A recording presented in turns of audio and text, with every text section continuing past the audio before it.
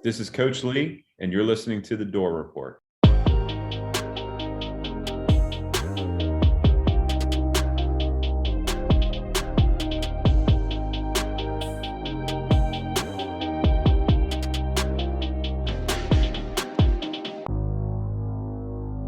Welcome back into the Dore Report, and welcome into episode 381 on a lovely, very lovely Monday evening, August 24th, 2026. I am Will Byram, joined as always by my co-host, Trevor Hewlin, a.k.a. Hack Squat, Jim Duggan. We are also joined by former Vanderbilt offensive line and tight end legend, Blake Fromang.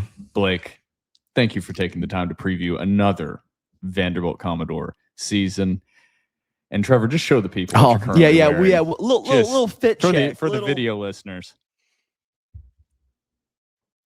Little flock of Fromang action. That was only good. Only the finest for my sweetest boy. So for audio listeners, Trevor is wearing a personal, straight from some country, mainland not the United China, States, somewhere. Blake Fromang modern black Vanderbilt Commodore number 66 jersey. Blake, now it's your time to speak. How do you feel about Trevor rocking the Fromang jersey? I have you on my body right now. How do you feel being on Trevor's body? You know, black is slimming for most people, but Trevor's the exception. It does run a little big.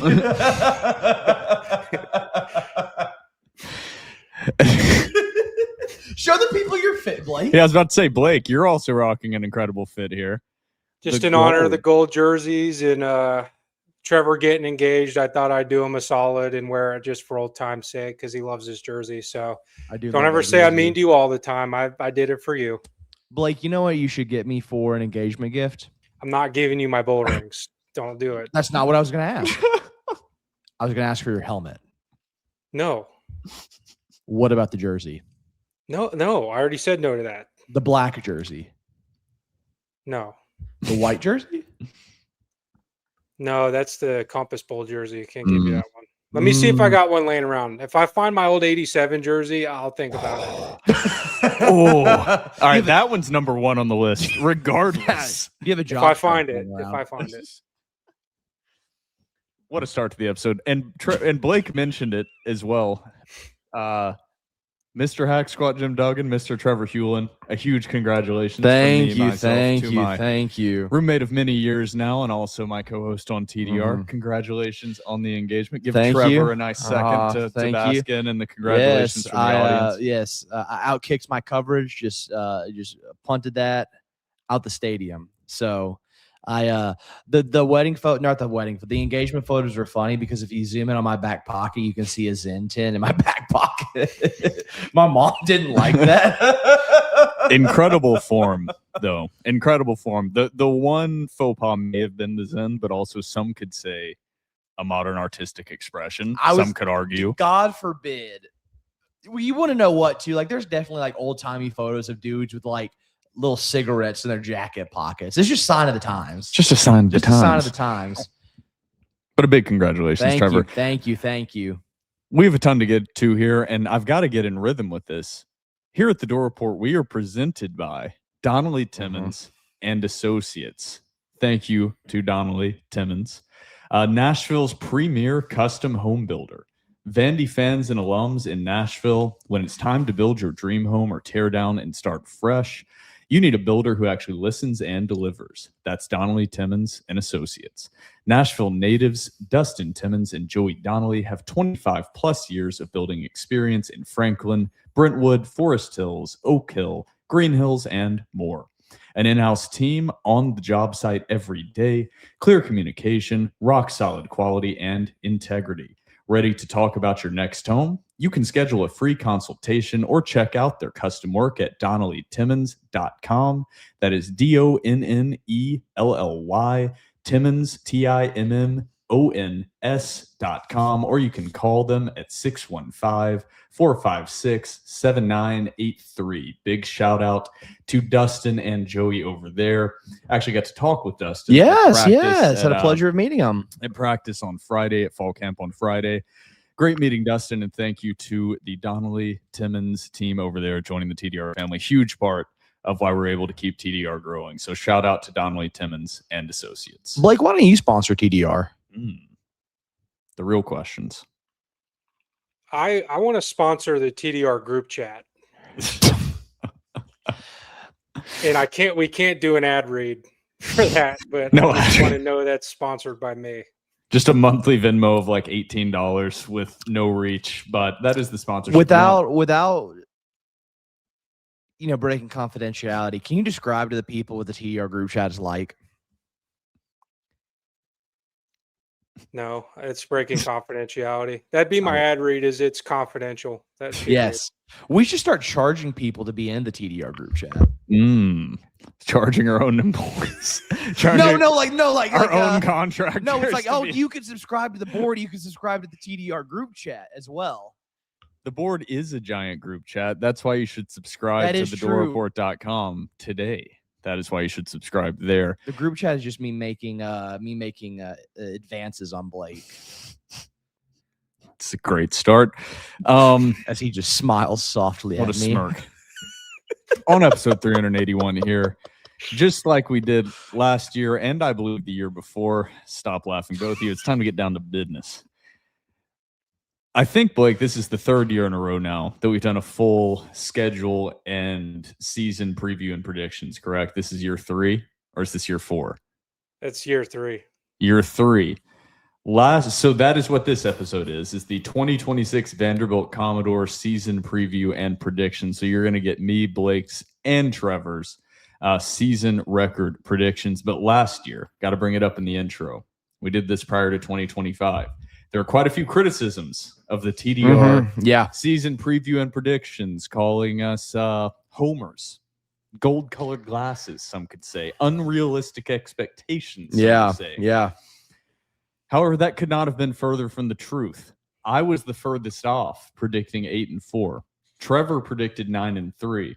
And our very own Blake Fromang, I believe based on my limited research, the only man that went on the record prior to the 2025 season and correctly predicted the Vanderbilt Commodores to go 10-2, not only predicted the correct record, predicted every game correctly prior to the season. So we have the most expert of the experts we could possibly have on here to preview the season. No one else has a better track record. So, Blake, there's a lot of eyes and a lot of pressure on your prediction this episode. Okay. Let's do it again. Pressure doesn't even phase him. Yeah, ice in his veins. Just nothing. What's more overstimulating, being on this pod or being in the courtroom? Courtroom for sure. Oh, okay. That's good. Good to know. Good to know. We got to do it here in the intro. Fall camp is wrapped up. Final scrimmage was Saturday. Trevor missed out. His priorities are all out of whack. Missed out on the scrimmage on Saturday. I was in attendance, but fall camp's wrapped up 2 weeks before the season. We have college football week 0 kicking off this Saturday. Trevor, vibe check. Where are we at? Not only in my personal love life, but also in my love life with the Vanderbilt Commodores, everything is going swimmingly. I love what I heard from you guys about the second scrimmage. I liked what I've seen from fall camp, all this session. I keep looking at the Vanderbilt schedule. I keep crunching the numbers, and I think we'll get into it during this. I know we'll get into it during this episode. I think this might be a very favorable schedule for Vanderbilt. The more I look at it, the more I'm like, this might be one of Vanderbilt's easier schedules they've had in a few years. So I'm going to 10 out of 10. Another 10 out of 10. We will get to that schedule. We're at a 10 out of 10 until further notice. Until further notice, 10 out of 10 from Hax Flood. And as a guest here, because he is a recurring guest, Blake Fromang, what is your vibe check right now? I'm going to go 9. Okay. A 9. That's a pretty high vibe check. 1 out of 10. Yeah, I had a pretty office day at work, and things seem to be coming together with the team. The reason I'm not a 10 is because unlike last season, I don't know what quarterback's going to look like going into this season. So that's why I'm at a 9. Yeah, fair. A 9 is a very fair vibe check. Not sicko mode like Hack Squad over here, but if he's anything less than a 10 right now, then something's wrong. Yeah, then my future marriage will be called off if I was at anything less than a 10 out of 10. So we have a ton to get to on episode 381. Before we get into all that and much more, I'd be getting a call Tuesday morning. We are now a part of the On3 Publisher Network. You can visit thedoreport.com today and subscribe to a monthly or annual premium membership and support TDR for access to premium content, as well as our premium message board behind closed doors. Still going on, now renamed to the, season kickoff sale. It's still 75% off for an annual membership, so less than $30 for an entire year of access to the Dore Report, plus On3, plus Rivals, and all the premium content and intel that comes with that. Also, don't forget to follow us on Twitter and Instagram at the Dore Report. Like us on Facebook. Subscribe to our YouTube channel. Our podcast is available on iTunes, Spotify, YouTube, and Google Podcasts. And while you're at it, give our podcast 5 stars and a review on iTunes or Spotify. It's now time for segment 1.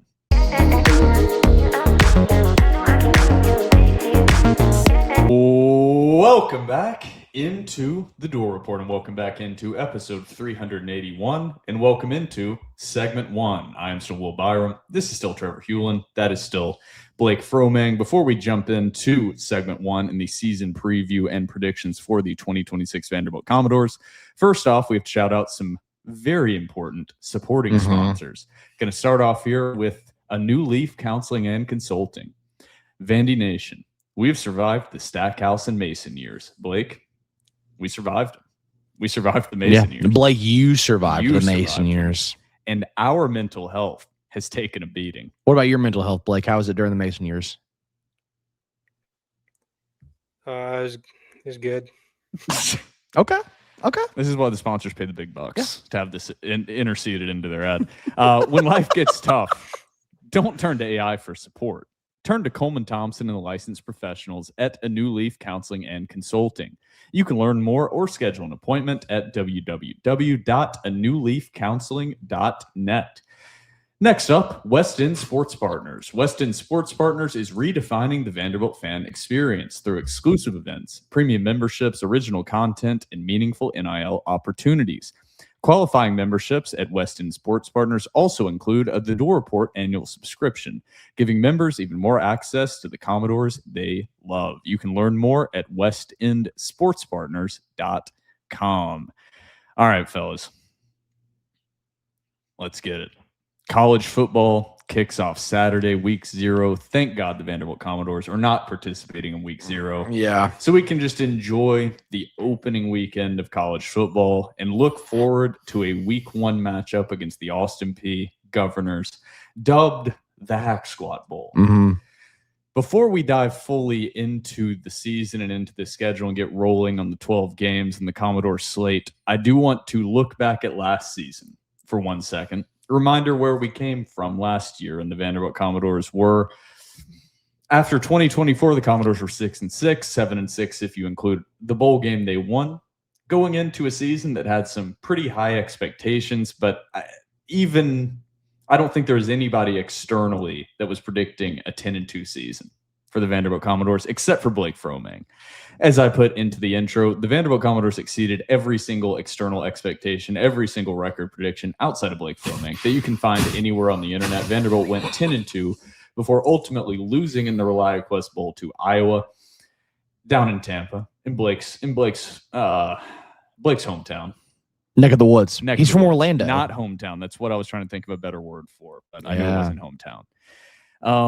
This year, entering the 2026 season, a lot more questions at a lot more key positions. We've already done a full preview of the offense and defense. We know the key questions are at the most key position, and that is quarterback. Still no starter announced for the Vanderbilt Commodores. Jared Curtis, Blaze Berlowitz. We've given our thoughts on who we think is going to be announced, but no official announcement.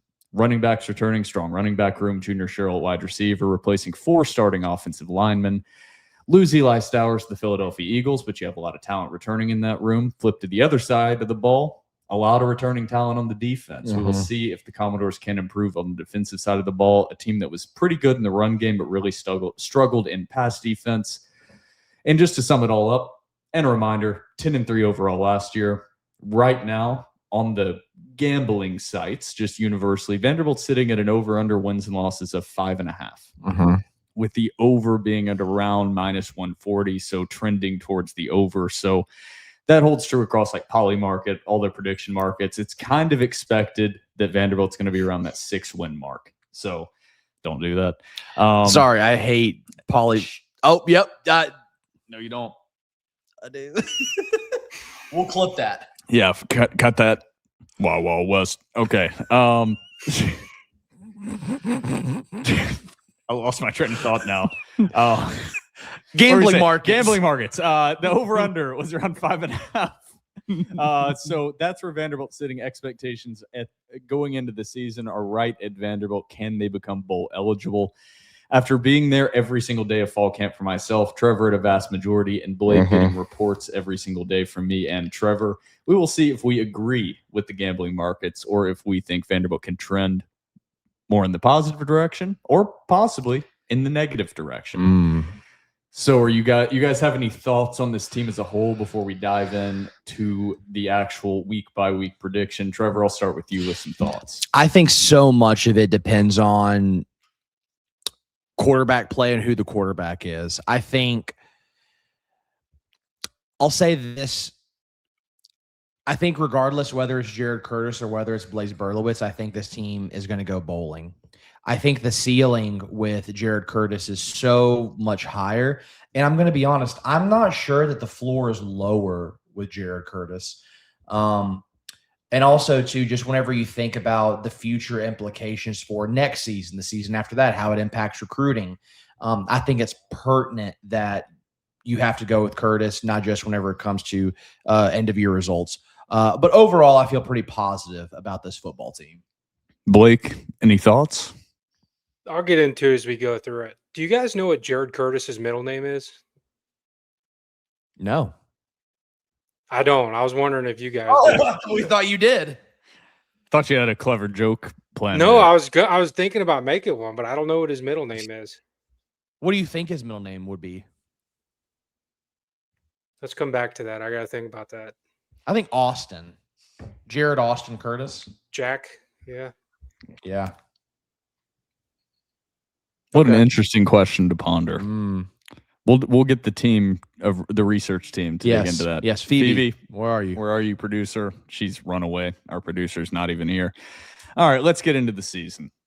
So, first year of a 9-game SEC slate adds another level of difficulty for an already difficult SEC schedule. But do you think I should read the schedule as a whole before we jump into it? Yeah, sure. Okay. So just to give people like an overview of the 2026 Vanderbilt football schedule, I'm just going to run through this really quickly. So week 1 at home against Austin Peay, week 2 at home against Delaware, week 3 at home against North Carolina State. That ends the out-of-conference play. Then it's 9 straight SEC games. Then on the road against Auburn, on the road against Georgia, at home against number 9 preseason ranked Ole Miss, Georgia's number 3 preseason. On October 17th, at home against Arkansas. October 24th, on the road against Kentucky, and then a much-needed bye week. Then on the road, November 7th against Mississippi State. Then back home against number 13 preseason ranked Alabama. Then on the road on the 21st of November against Florida. And then to close out the season, at home against number 20 preseason ranked Tennessee. That is the schedule. There are no easy SEC schedules, but as far as just looking at this before the year starts, yes, you have 4 top 20 ranked teams on your schedule. I think it's a decently favorable schedule. Vanderbilt does have basically universally viewed as the 3 worst teams in the SEC on their schedule in Arkansas, Kentucky, and Mississippi State. So that's a quick look at what they have ahead, but we are going to go week by week. Brutal bye week, though. Tough bye Brutal week. bye week. To start out, week 1, September 5th, at home against Austin Peay. Already announced kickoff times for the first 3 weeks. This game is going to be played at 6 p.m. Central Time, broadcast on SEC Network Plus. I believe Austin P is number 17 in the preseason. Yes, FCS led poll. by Chris Parsons, former 4-star from Ravenwood. Exactly. Led by former 4-star quarterback Chris Parson Jr. returning to Austin P. A little bit of a surprise, I think, that he returned to Austin P, but threw for over 3,000 yards last season, 3,003, 23 touchdowns, 5 interceptions, as well as running for 743 yards and 14 touchdowns. So an impressive dual threat quarterback for the Governors that you don't often see at an FCS level team. With all that said, right now I think Vanderbilt is a 29.5-point favorite over the Governors. We'll kind of go in this order. I'll swing it to Trevor first, then to Blake, then I will give my predictions. So, Trevor, first over to you on the Week 1 matchup. Yeah, I'm going to be honest, little spoiler alert. For the first Week 1 and Week 2, I'm not going to have like a ton of like, oh, this is why I think Vanderbilt could win. This is why I think Vanderbilt could lose. Vanderbilt's going to win this game. I don't believe it's going to be close. It might be close in like the first half, but then they'll eventually pull away in the second half. I think Vanderbilt runs away with this one.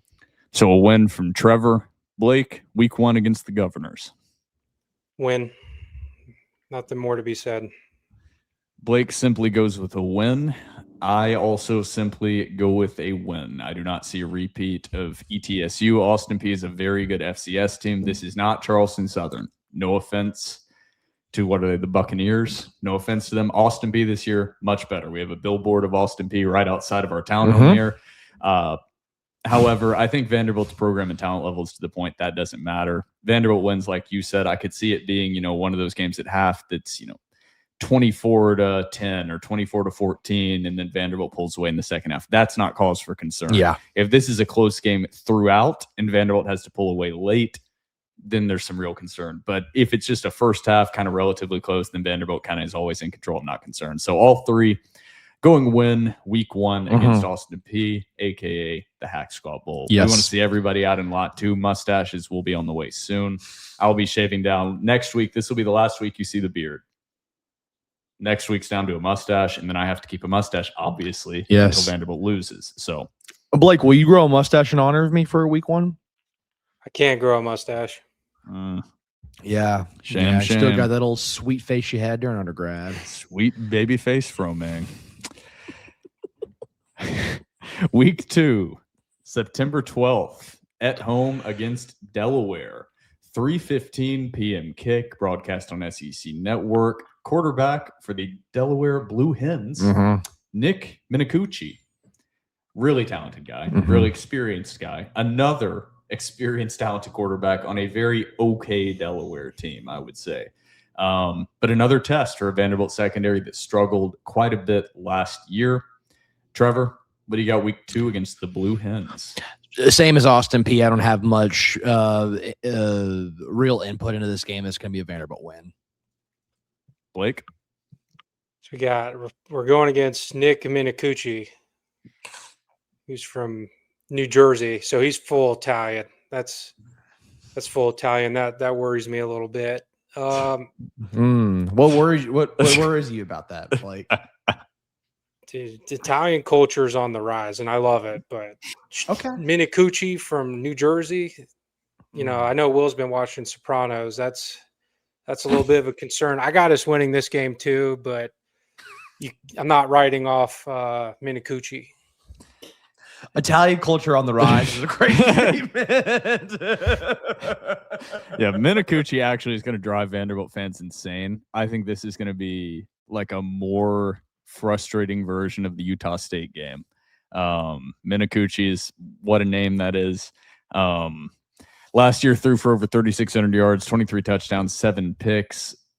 He's going to drive Vanderbilt fans crazy, but still a victory. So I think Vanderbilt wins Week 1 and Week 2. I won't say that it's like effortless. I can see some struggles happening, specifically defensively, the offense getting in rhythm. But I think Vanderbilt wins Week 1 and Week 2 going away, I will say, which is the hope going into the season, is you're able to have progressed this program to a point that even with the questions at quarterback and the questions around, you can still go out and handle business Week 1 and Week 2 against lesser opponents. That's a big part of this. Is Vanderbilt's base talent level elevated? I think they are. So everybody, right now, we're 2 weeks in. Vanderbilt is 2-0. Yes. And everybody's. Now the final non-con opponent of the 2026 season at home against NC State. 11:45 a.m. kick Central Time on SEC Network. The Wolfpack lost Hollywood Smothers. Huge loss. And Justin Jolly. Yep, out of that backfield. Duke Those are Scott. great names. Hold on. Those are great names for football players. Hollywood Smothers and Justin Jolly. You know where Hollywood is now? In California. Texas. He is in Texas now. Okay. Good guess, though. I just connected the dots now that you said that. Yeah. Okay. It's been a long weekend for me, Blake. Get off my back. I haven't been mean to you yet. I've been nice. That is true. That's true. You've been sweet to me. Duke Scott steps into the running back one role at NC State. Also at quarterback, you have an experienced guy again at quarterback in CJ Bailey. That was definitely a target for some, we'll say, more positively outlooking programs than North Carolina State. Threw for over 3,100 yards last year, 25 touchdowns, 9 interceptions with a 79.4 QBR. Also ran the ball 89 times for 215 yards and 6 touchdowns. Kind of similar stats to what he had the year before. Experienced guy that I think is going to frustrate Vanderbilt fans a lot like Minicucci. But Trevor, what do you think about the week 3 matchup against NC State? Yeah, so I think this is this is Vanderbilt's first interesting game. I think people are going to view, and I understand why, people are going to view CJ Bailey as a threat. I'm not super high on CJ Bailey. People have been waiting for him to put it together for 2-3 years now, and he just hasn't. His stats are good, but he's also going to get up against really, really bad ACC competition. The past 2 years, they've had one of the easiest schedules and the easiest P4 conference. So I'm not high on CJ Bailey. Like you said, lost Hollywood Smothers out of the backfield, lost Justin Jolly at tight end. They're two main offensive contributors. I'm going to say this. I'm going to give it a Vanderbilt win. I think NC State is predicted or projected to be middle of the pack ACC team, but a middle of the pack ACC team would be 2-10 in the SEC, I think. And I'm not an SEC homer. I think the ACC is just that bad. Will be a close game, of course, to an extent, but I could see Vanderbilt really winning by 2 possessions here. 2-possession victory from Hack Squad over here. Blake, what do you think? So this game, I had it circled because I think I'm not taking anyone's take or making a first. I am taking people's take, but it's got this one circled as this is kind of the litmus test for how the season's going to go. I think it has huge bowl implications. But when I was thinking about this game, I know CJ Bailey is decently a mobile quarterback, but my niche take on this is if you look at Vanderbilt the last 2 years, we've done really well against mobile quarterbacks.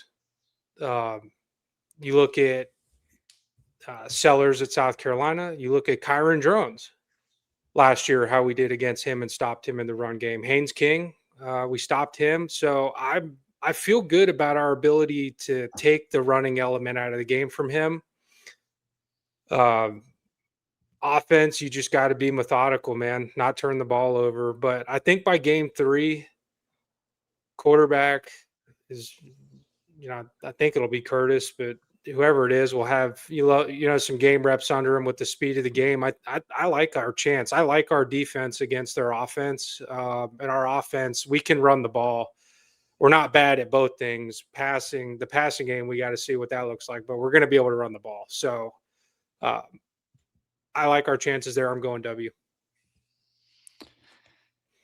I think NC State had a lot of losses off a team that wasn't that good to begin with last season. Specifically, defensively, they were not very good.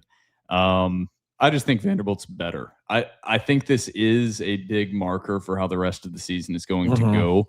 But if Vanderbilt starts the year 3-0 with wins over Austin Peay, Delaware, and then NC State, I'm also not ready to be all right, green flag, this team's going to be good. I think the next game on the schedule is one that win or loss, that's not necessarily the marker for me. But the game next week against Auburn is the one that I think has, how is this team actually going to look in SEC competition? Because I'm afraid it could be a bit of a false flag against NC State.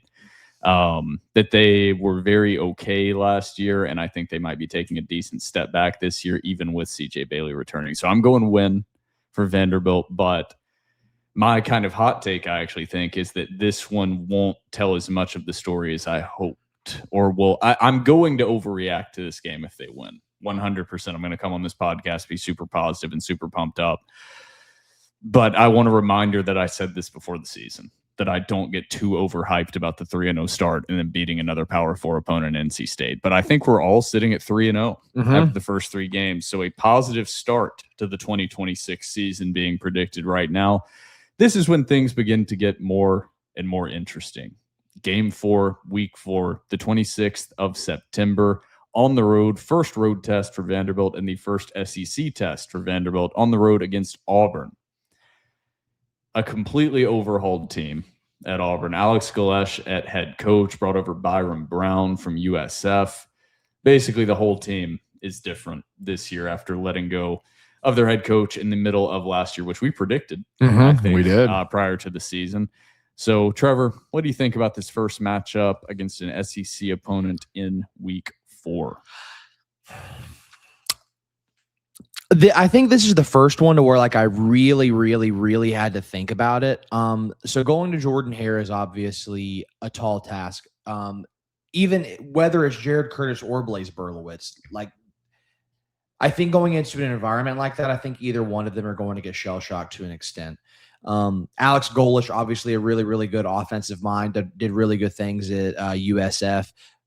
Good offensive coordinator at Tennessee. I like Byron Brown. However, they lost so much talent on both sides of the ball, lost everything at receiver, lost everything on defense. And if you read reports, like their offensive and defensive lines are looking now, this, of course, take everything with a grain of salt with fall camp, but like it looks like their offensive and defensive lines are going to be like real problems. Like Auburn writers who are at fall camp are kind of like freaking out about what they've seen from the offensive line. So with that being said, I think this is obviously, and you could say this about every game, this is going to come down to trench play. I think Vanderbilt right now, without seeing either team play real meaningful games, I think Vanderbilt is going to be able to outperform Auburn at Auburn in the trenches. And I think Vanderbilt's going to be able to run the ball in Auburn. So I have the Dores getting a dub down on the Plains. The Dores start 4-0 for me. 4-0 from Hack Squad. Blake, what do you see happening against Auburn? My old teammate Harding Harper's there, so shout out Harding if you're listening. Love you, brother. They have a real tough stretch of games, mostly after us. But first 3 games they go Baylor, Southern Miss, Florida. That Florida Auburn game. And I know you're going to give me hell about this. Growing up a Gator fan, that was always a crazy matchup with them. Very emotional game. I'm actually not even going to shit on you for that. That's like whenever I was looking at their schedule, I was like, that's a fucking rough game before Vanderbilt. That's a very rough game. And you got 2 first-year head coaches who are trying to prove something, because if you look at Auburn after us, it's Tennessee, Georgia, LSU, Ole Miss. That's a very hard 4-game stretch. But playing Florida right before us, I like that for us because of how emotional that game is with them in Florida. So Golesh is a dog. You know, my wife went to USF, so I was watching them. He's a wonderful coach. Byron Brown's great. He's like a Diet Coke version of Pavia. I'm going to use my same analysis from the NC State game. I like our defense against mobile quarterbacks.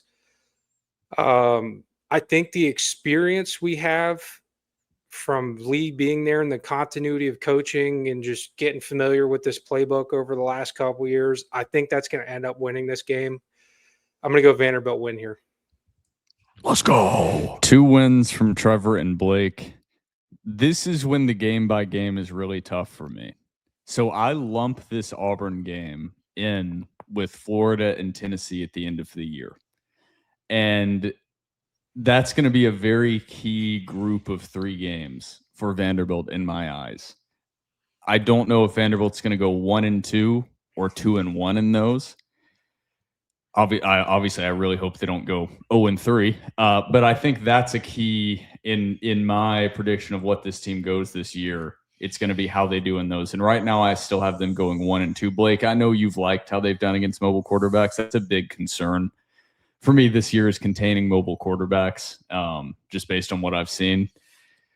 And it is funny, they have done well in those examples you pointed out. And then there are times that they have not done well against mobile quarterbacks. Like I know I've used this game a lot, but it's because I've watched the replay pretty recently, like against Ashton Daniels in that Auburn game. He killed him on the ground, scrambling for first downs in a big moment. So I think it's been an up and down challenge for Vanderbilt against mobile quarterbacks. Byron Brown isn't just a runner. He ran for over 1,000 yards last year at USF. I think threw for over 3,000 as well. Yes, 3,158. I'm taking Auburn in this one. This is my first loss for Vanderbilt. This is one of the tougher ones to pick on the schedule for me. I would almost say this one is like a coin flip for me in a lot of ways between Vanderbilt and Auburn. So unfortunately, fellas, I'm the one to rain on the parade. First loss for Vanderbilt in game 4 against Auburn. I've got Vanderbilt sitting at 3-1. Yeah. Well, I will say I do think this is a true coin flip game, because if you look at Bill Conley at ESPN as SP Plus, according to his metrics, Vanderbilt and Auburn are the exact same, but with Auburn being at home, they get a 2.5 point bomb. I will add, it's funny, I didn't see that. If this was being played at First Bank, Vanderbilt would be I think I would take Vanderbilt in this game with the inexperience at quarterback and this being their first road test. Now, that might be balanced out with it being a first-year head coach coming off of his first big-time game against an SEC opponent. So that's where I'm saying I think that regardless, they are going to – whoever is at quarterback, Curtis or Blaze, is going to be shell-shocked. And I just don't know this year, unlike last year, what made the 2025 team different than 2024 was 2024 things had to go according to plan. If they got down early, it felt like it was insurmountable. The 2025 team had the firepower to come back. I think the 2026 team is a lot more like 2024. I think if they come out, get down 10 points early, that's not fully a death knell, but it's close. Yeah. And that's how I see this Auburn game going, is Vanderbilt getting down, 14-3 early and just having to fight back the whole time. I would be intrigued how this game would play out if Auburn comes into it 1-2 with a loss to Baylor and Florida. That would make this, that would be, yeah, there's a lot of, this is the, outside of until you get like in the last couple of games of the year, this is probably number one, even the other ones later in the year. This is probably the number one most difficult game for me to predict and the most time I spent on a game. So unfortunately, I'm going with a loss. Blake and Trevor going with the victories. Blake and Trevor have the Commodores going 4-0 to start the year, and you should listen to them more than me because they were more correct than me last year. So I like where this is headed. Next up, Week 5, Game 5, October 3rd. We are officially into spooky season. On the road against preseason number 3, Georgia. Gunnar Stockton, Kirby Smart, machine, SEC champs last year. That's all I'll say before I swing it to Trevor. What do you got happening on the road between the hedges against Georgia? Yeah, I mean, I could make the argument that Georgia is the best team in the nation. Playing at Georgia 2 is going to be a hell of a battle, especially with the Jared Curtis saga that they just experienced not too long ago. This is going to be my first loss of the year for the Dores. I think the Dores dropped the game in Athens. So I have the Dores 4-1 up until this point with a loss of Georgia. Trevor with his first loss of the season between the hedges against Georgia. If Jared Curtis is starting, that stadium is going to be rocking. Yeah, absolutely rocking. Blake, what do you have for the Week 5 matchup against Georgia? They're playing Oklahoma the week before. That's not going to change my pick. I just think that's if we were ever going to have a shot at clipping these guys, that is the game the week before I want them to have. Because Oklahoma gets it. I think it's at Georgia. If Oklahoma could rip their heart out, but guys, I'm going loss here. I'm going loss. Yeah, I never skip by games anymore. This is how far Vanderbilt's program has come since we've been doing these game-by-game predictions. There are pretty recent years in the past, even prior to 2024, that we basically just would have gone, all right, Georgia, lost. Okay, next game. I think that, like what you said, Blake, with how the schedule plays out, that it doesn't change my pick, but it does add a little more intrigue. And then I just think Georgia's going to be hyper-focused for this game. I think, like you said, Trevor, I think Georgia is legit this year. A ton of returning talent. They're always Yeah. legit. I don't see it. But I also didn't see beating number 1 Alabama either in 2024, but I don't see it. So second loss of the year for me. Vanderbilt sitting at 3-2 after week 5. Trevor and Blake both have them at 4-1.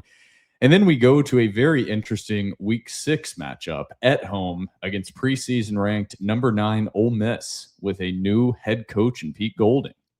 Brought in a couple Syracuse wide receivers, maybe the best quarterback running back duo in the country, at least returning on the same roster. You could make the argument that Trinidad Chambliss might be the best quarterback in the nation. Yeah, you got Trinidad Chambliss at quarterback, Quan Lacey at running back. Of course, Lane Kiffin has departed. A lot of questions on the offensive line. Trevor, I'll just swing it to you because I actually have a few thoughts on Ole Miss, but I'll swing it to you. Yeah, so I'll go ahead and say it. I think Vanderbilt loses this game because I think the duo of Trinidad Chambliss and Quan Lacey are too much to overcome. However, to pull a little Lee Corso, I think this one might be closer than people think because I am not a Pete Golding truther. I watched him at Alabama and was really like not impressed with him whatsoever. Then I watched him at Ole Miss, was incredibly underwhelmed with him at Ole Miss. And it just seems like he's the type of guy that somehow fails upward. And I don't get it. I'm not as high on Ole Miss in general as I think most people are. I think most people think that they're just going to kind of continue on this train. And I actually don't think so. I think they're going to slip up a couple of games that people don't expect. Could this Vanderbilt game be won? Maybe. However, for the purpose of this prediction, I'm going to have it as a loss. But I think it's closer than people think. I like that. So, Trevor, another loss. Vanderbilt sitting at 4-2 now in your prediction. Blake, what do you got for the Ole Miss matchup? So they got 2 games before us. They got LSU, and then they got to go to Florida, and then they have us. They got a bye week in there too. Oh, they do have a bye week in there. Right before. Okay, well that gets rid of that. So for the same reasons I picked us going 10-2 last year because we had an elite quarterback. They have an elite quarterback. I pray to God by this time in the season, Curtis or whoever's playing has found their bearings on this and is having some success. But I got to go Ole Miss on this one. Blake's going with a loss as well. This is one the schedule does not play out favorably for Vanderbilt. Trevor, you kind of took some of my talking points. I think we talked about this beforehand. Yeah. And we kind of shared an opinion. I'm also right on line with Trevor about Ole Miss. I don't think that they're horrifically overrated. Like, I don't see them having like a 5-7 season, but I don't think they're a top 10 team. I agree. I think they will end the season more in that 20 through 25 range, possibly slipping into the top 20, but won't be a serious CFP contender. But I do think that Chambliss and Lacey are incredibly talented. I think offensive line issues are going to ultimately doom Ole Miss. And then I think that I do not like Lane Kiffin as a human, but he's undeniably an unbelievable head coach. He knows how to utilize talent and get the right talented pieces in to win a national championship. Yeah, TBD. But to make a damn good roster, yes. And I think there's some value to that. It's easier to carry on the success when all the pieces are already put into place. And to an extent, that's still there for Pete Golding, but now there's been an off season. So I'm going a loss for Vanderbilt in this one. I think Ole Miss takes it, but I think Ole Miss is not going to be back in the college football playoff. I don't know if that's a hot take, but well, and two, like if Ole Miss had the opportunity to have like a proper head coaching search, are we sure they would have gone with Pete Golding, or based on like the way Lane Kiffin carried himself, were they kind of forced into a marriage with Pete Golding? I think it can be both, and also you're forced into it because Pete Golding came out and won 2 CFP games. Valid. So it's yes, that is to true. To an That extent, is true. Pete Golding deserves to be the coach of this team this year based on coming in as an interim and winning 2 CFP games. Is that going to work out well? I don't know, but it would be a really hard sell to get rid of that guy. Yeah, that is true. So I'm sitting at 3-3. You guys are sitting at 4-2. Mm-hmm. Now we're entering the last half of the season. Week 7, October 17th, at home against Arkansas, basically universally perceived as the worst team in the SEC. Yeah. 2-10 last year. Trevor, what do you got for the Arkansas game? Yeah, I'm going to have a Vanderbilt W here. Like you said, I think this is I would like to see what Mississippi State does, but I think easily the worst three teams are Arkansas, Mississippi State, Kentucky. No talent. Taylon Green is a good quarterback. Is it Taylon Green or is it KJ Jefferson? I forget. Those two are like synonymous with one another. It was Taylon Green. It's Taylon Green this year. But it's KJ Jackson this year. KJ Jackson, not Jefferson. My apologies. It was Taylon Green last year. Yes, that is correct. Didn't have a lot of talent at all last year, and like the semblance of like the talent they had, they kind of lost. I think Ryan Silverfield was maybe the worst hire of the cycle for Arkansas. This is going to be a very, very, very bad football team, and Vanderbilt is going to have to play a lot of games in a row. Vanderbilt is going to get beat up because that's just the nature of college football and the way the schedule plays out with a late bye. But I think Vanderbilt has enough talent to beat this Arkansas team, even if they are a little beat up and bruised themselves. Hack Squat going with a win. Yes. Now the Vanderbilt Commodores have moved to 5-2 after a victory over Arkansas. Blake, what do you got against the Razorbacks? Game 2, they're playing Utah at Utah. Mm-hmm. Interesting game. So they're going there, and then they have Georgia, and then they have Tulsa. All right. But then they got A&M, Tennessee, and then us, which we're going through a gauntlet getting to this point as well.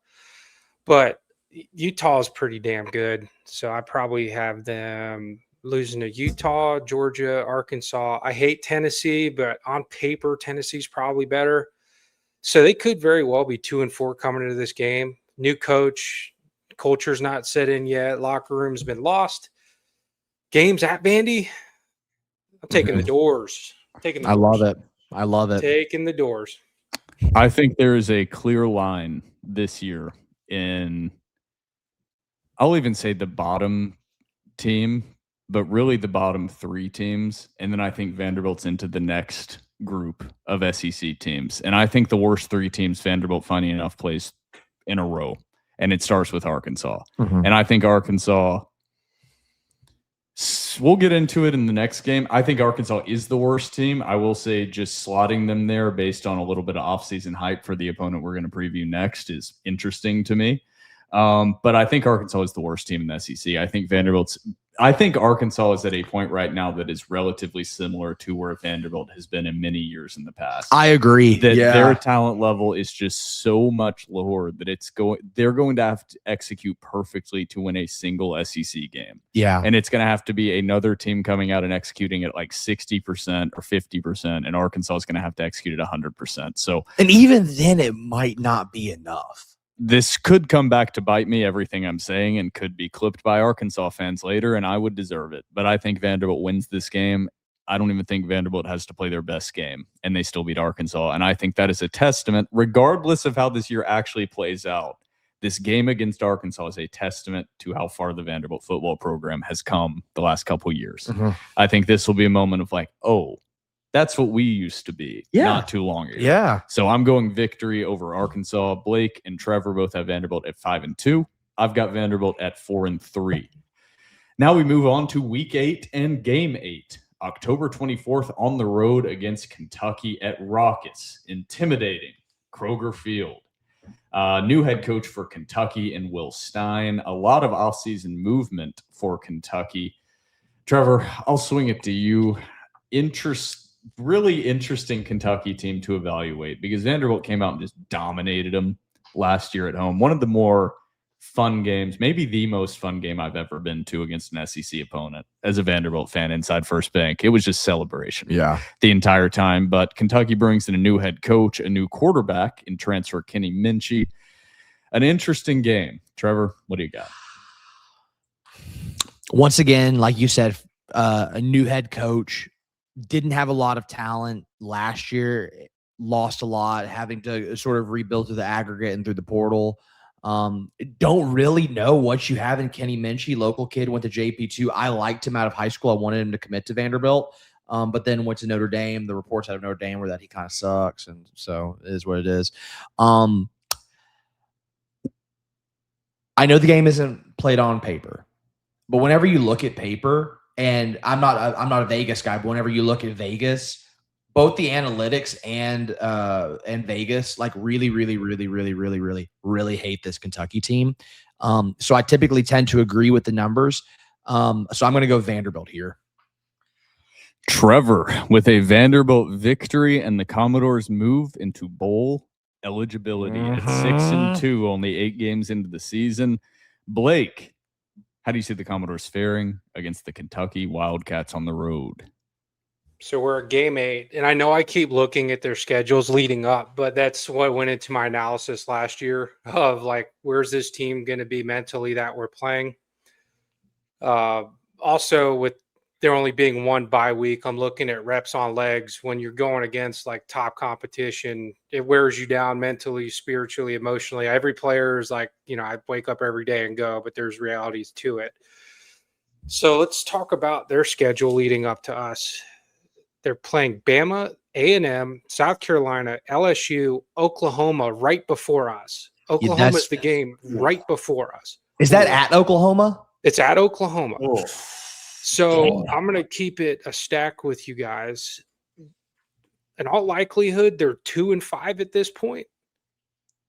They're beat, Oklahoma. They're. You saw their defense. I mean, they're going for blood in the games at home against Kentucky. So that's going to be tough. I got us winning this one. It may, or 8 games in, it may be a little bit of a war of attrition point at this, at this point of the season. That's why we have the depth. I feel good about who we have. And I think this Kentucky team's going to be down and out because they got absolutely screwed with their schedule starting off this year. So I got the Vanderbilt Commodores winning this one. That's a brutal lead up to this game. It's tough. I mean, Carolina to LSU to Oklahoma. I mean, that's pass rush central right there. Yeah, and like you're having it back to back. You're having to go up against 2 teams that have national title aspirations in LSU and Oklahoma. Yeah. And not even getting into the nitty gritty of Kentucky has made moves this offseason and long term, maybe. I don't hate Stein. I think he's the best hire of this past SEC cycle in a long-term scale. So, like Kentucky fans, there's not going to be a lot that are listening at this point. But if they are, this is not me saying that you made a bad decision. It's like I've seen a football roster at a similar level of talent that Kentucky had last season, and that talent's really low. Like oftentimes we look at final scores and evaluate games off of final scores if this was a butt whooping or this was not. The last 2 games of Vanderbilt's schedule last season were Kentucky and Tennessee. Vanderbilt beat Kentucky 45-17. Vanderbilt beat Tennessee 45-24. Those were 2 very different games when you go back and watch. Vanderbilt absolutely annihilated Kentucky. It was a different level of football being played by Vanderbilt. Now, Vanderbilt was hitting on all cylinders. Don't get me wrong. And it was late in the season and a disappointing season for Kentucky. But I don't think you turn around that talent level in one off season. I know Vanderbilt had the moment that they did it from 2023 to 2024, but that's not what Kentucky did. They didn't pillage a roster like Auburn did with USF. That's why I'm a little hesitant on like a little bit Auburn hate, because I'm like, I can see them having a big turnaround. They pillaged USF. Kentucky did it differently. I've seen a lot of people pretty positive on Kentucky, actually. I don't understand that at all. I don't think Kentucky's going to be that improved this year. I think Vanderbilt wins this one pretty handily. I know it's going to be a war of attrition, exactly like you said, but I think Vanderbilt's way deeper than Kentucky. I think Vanderbilt wins this one by 2 scores. Yeah. So all of us have victories. The victories move Vanderbilt to bowl eligible for Vanderbilt, or for Blake and Trevor. I just called Trevor Vanderbilt, just synonymous in my brain. And I have Vanderbilt sitting at 5-3. Next up, after a much-needed bye week in Week 9 and Week 10 on November 7th, Vanderbilt travels on the road to take on Jeff Lebby and Mississippi State. Kamario Taylor at quarterback. Trevor, what do you got on the Bulldogs?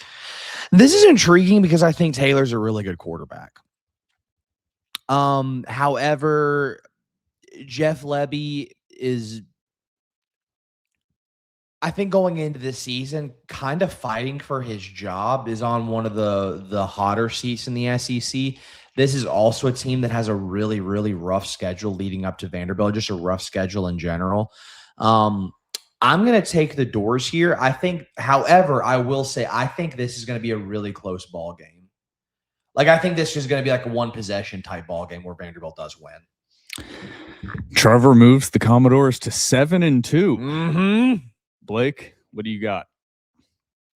Keeping my analysis the same. I'm not going to count week 1 because it's against LA Monroe, but they got Minnesota at Minnesota, South Carolina at South Carolina. Then they got Missouri, Alabama, LSU at LSU. Then they got Oklahoma. Then the week before us, they got Texas at Texas.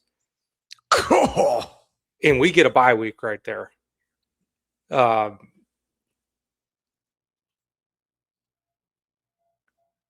got to go Vandy on that. I love it. I have to. There's just the wear and tear on these kids. Like this stretch of games from LSU to Oklahoma to Texas, then to us. I mean, they're oof. It's a rough stretch. Yeah, That's a great. I know we're sad about bye weeks and only being one, but I am so happy our bye week lands right there. So Blake moves the Commodores to 7-2 as well. A lot of agreement between Trevor Hewlett and Blake Fromang. Good sign. Good sign, I say. Everything that I would have hit on this game with the bye week before, I do think Taylor's a good quarterback that's going to present some problems. I think Vanderbilt's better than Mississippi State. I won't dive into too many details. I know it's on the road, but I think Vanderbilt wins this one. I don't think it's an easy victory, but I think the bye week, the week before, is a huge help for Vanderbilt. So I now have Vanderbilt bowl eligible. After game 9, Vanderbilt sitting at 6-3 in my season preview and predictions. Trevor and Blake at 7-2. Now we get into the final 3 weeks, the final quarter of the season. This is a fascinating and difficult stretch. Starting out in week 11 on November 14th at home against the Alabama Crimson Tide. Last time Alabama was at home against Vanderbilt, we all remember what happened. The goalpost came down and they went down Broadway and into the Cumberland River. Trevor, do you see something similar happening this year? I don't know if it would be quite the same type of field rush, but do you see something happening similar this season against Alabama?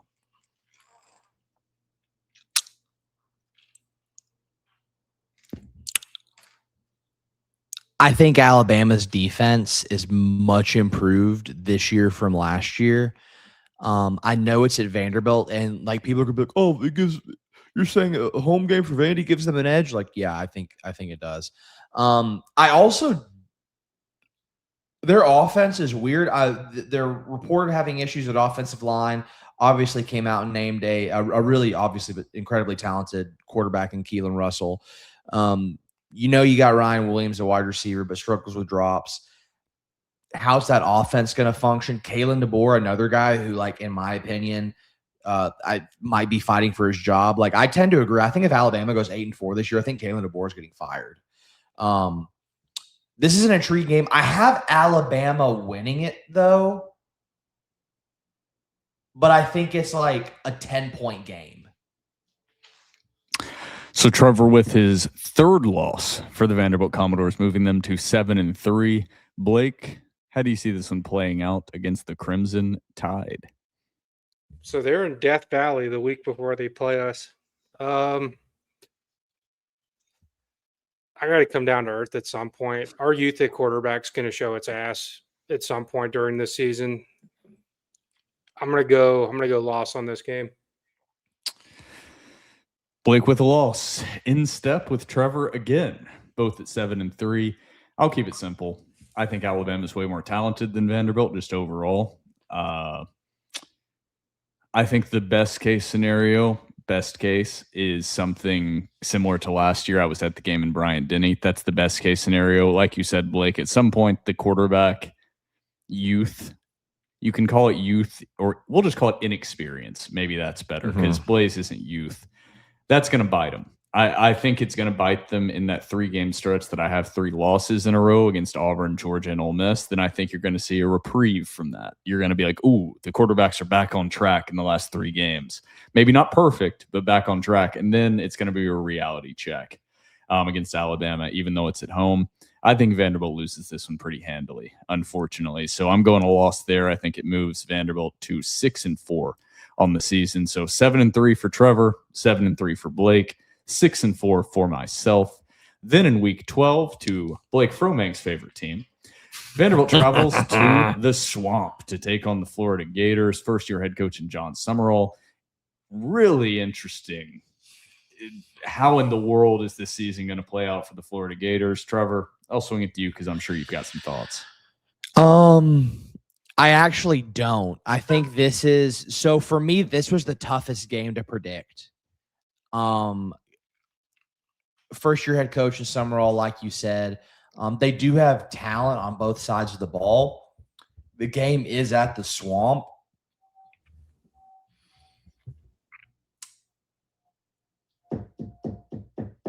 I'm going to say Florida wins this simply because it's at the Swamp. I don't hate that. Trevor going with another loss for Vanderbilt, moving Vanderbilt to 7-4 on the season. Blake, what do you have against your favorite colors, the Florida Gators, blue and orange? We know what you believe. Yeah. Cut him open, he bleeds orange. All right, enough of that. Trevor, we had to separate at some point. To my mom, my mentor, Benny Lazare, all Gator fans, to my boss, who's a Gator fan. That day's going to suck for you because Vanderbilt's coming down here and stomping a mud hole in that ass. Vanderbilt W. Let's go! That's why he's the GOAT. The GOAT. I'm not going to lie. I don't want to get ahead of myself, but I think we're going to have a similar situation as last year to where Blake has one more win than me.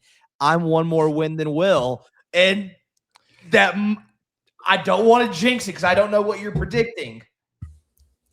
Remember, I predicted a loss against Tennessee last year, I'm pretty sure. Or did I predict a win? I think you predicted a win. I think I did predict a win, actually. I lied. All right. Going into the final game of the season. Well, actually, no, I haven't done my Florida prediction. Yes. I got to give that. Florida. Trevor, you predicted a loss. Blake, you predicted a win. Ultimately, I have no idea how to predict Florida. This is the second most difficult game outside of Auburn. The only reason I put Auburn at number 1 is because Auburn, I feel like I'm going to know pretty quickly. Like I'm going to want to redo possibly my prediction after the first couple weeks of Auburn. We'll see. Florida, I have no idea. I'm going to have a tough time, I think, predicting this game even the week of. I'm going to go ahead and predict that because the Swamp's going to play a big factor. Going to have an inexperienced quarterback, even though it is week 11 or game 11 at this point. I'm still going with a loss. I think you lump this into that same category I mentioned earlier of Auburn, Florida, Tennessee. I'm going with a loss on this one. So moving Vanderbilt to 6-5 on the year. Trevor at 7-4. Blake at 8-3. Now rivalry week. Week 13, November 28th at the bank against the Tennessee Volunteers. Freshman quarterback officially announced starting phase on Brandon. Josh Heupel's high-powered, high-speed offense. Some injury issues on Tennessee's defense coming out of camp. Really strong running game. Trevor, I'll swing it to you. What are you thinking for rivalry week against the Volunteers? I look at Tennessee. I see a gimmick-ass offense. One read, not there. Throw it here. I see Deshaun Bishop, who is clearly using PEDs. Kick him out of the game. I look at their defense. Soft-ass defensive line. But we have so many good linebackers. You can't play 7 linebackers at once. I look at the secondary. Glass. Made of glass. Papier-mâché bones everywhere. I look at the doors. Hogs up front on the offensive line. I look on the defensive line. Mean-ass dogs. Hungry dogs run faster. And what I see on this Vanderbilt team are a bunch of Nashville guys, Brian Longwell, Junior Sherrill, who have continually been told that this is not Vandy State. They're wrong. It is always fuck Tennessee. It is always fuck the city of Knoxville. It is always go Doors Give me the Doors to take down the Vols in Nashville. I got the Doors going 8-4 in the regular season. 8-4 finish for the 2026 Vanderbilt Commodores from Trevor Hewlin. Stamp it. His official prediction. Only a 2-loss regression from the 10-2 season last year. Electric. Blake, what are your thoughts on the Tennessee game? You know, we whooped that ass last year. And the whole time leading up to it, all we heard was our state, entertainment district. And we went in there and we whooped that ass. I mean, we whooped that ass. And that just, there's nothing better in the world than that ass whooping. BTA. So they're like, all right, Vanderbilt absolutely beat our ass in front of everybody. We need to add new buildings. We need to switch to Adidas. Ugly ass. That shit's terrible. Those team issues. Oh my God. So bad. Whoever drew those shoes up needs to be fired. Terrible. And it's, you know, when you see Vol fans in the comments saying this ain't it, those guys are psychos. And if even they're saying trash. You know, the little, we dropped the beautiful gold jerseys and they're like, well, look at our little smoky grays. Trash. I mean, gray's not even your color. Trash. So listen, the time for Clark Lee, the time for this Vanderbilt program, the time for the vision, the time for Jared Curtis is now. And we're going to Jerry kill them. Vanderbilt 100, Tennessee. They should give you negative points for safeties because they'd be minus 100 in my book. But we'll go Vanderbilt 100, Tennessee. They did get a new field goal kicker, so I'll give them 3. Okay. Blake with a statement 9-3 season from the Vanderbilt Commodores. On to my prediction for Tennessee. You know what you have to do. 9-3 from Blake, 8-4 from Trevor. Really similar situation for Tennessee with Vanderbilt. Obviously not the same, and Vanderbilt's replacing a Heisman runner-up at quarterback. Tennessee's replacing Joey Aguilar. So a little bit different. But two very highly rated. Vanderbilt obviously has not officially announced theirs, but Tennessee has. Faison Brandon right up there with Jared Curtis in all the rankings. Basically any site you would look at, neck and neck. There are downsides to playing a freshman quarterback. These seem to be forgotten when anyone writes up anything about Tennessee, but don't worry, they remembered them when they're discussing Vanderbilt. In Josh Heupel's offense, yes, they're going to run the ball to Deshaun Bishop 25 times a game. They did that last year too, and this team went 8-4. I think Vanderbilt is better than Tennessee. I think two freshman quarterbacks going up head-to-head. I think Jared Curtis is better than Faison Brandon. So Vanderbilt wins 2 years in a row. The Vanderbilt Commodores take the state and start a streak that we will see when it ends. But the Vanderbilt Commodores beat the Tennessee Volunteers to close out the season, moving Vanderbilt to 7-5 in my season prediction. So very similar to last year. 1 game difference across the board. I have Vanderbilt at 7-5. Trevor has the Commodores at 8-4. Blake has the Doors at 9-3. We will see who is right. You smell that, Blake? Smells like you're about to make another hot dog bet. Ooh, make it with me right now. All right, what are your terms? Doors go 9-3.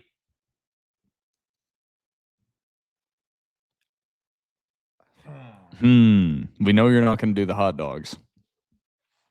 What about this? Doors go 9-3. I'll eat 125 Crystal Steamers. Ooh. All right, what drink? Water. Crystal Steamers cannot have mustard on them. They have to have cheese, though. I'll purchase them. All right. 125 in 24 hours. Hold on. What happens? Let's talk about the fun part. What if you don't eat 125? Oh, this is what we need to get to.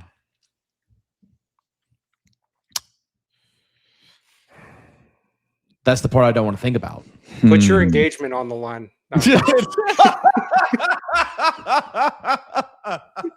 I don't think I could do that, nor do I want to do that. What if my fiance listens to this and this is how she finds out that if I lose the bet, she has to give you her engagement ring? Yeah. All right. We'll talk need to about think it, of but punishment. we'll put that off the table, kind of. We'll That is table off that. the We'll table. circle back on that. That is off the table. But we have run through the entire 2026 season. We have at least 50 premium message board questions to get to. So, Blake, you're going to need a cold one. Trevor, you're going to need a cold one. I'm going to need a cold one. Everybody out there, grab yourself a delicious hot or cold beverage. And we will be right back after the TDR cocktail break.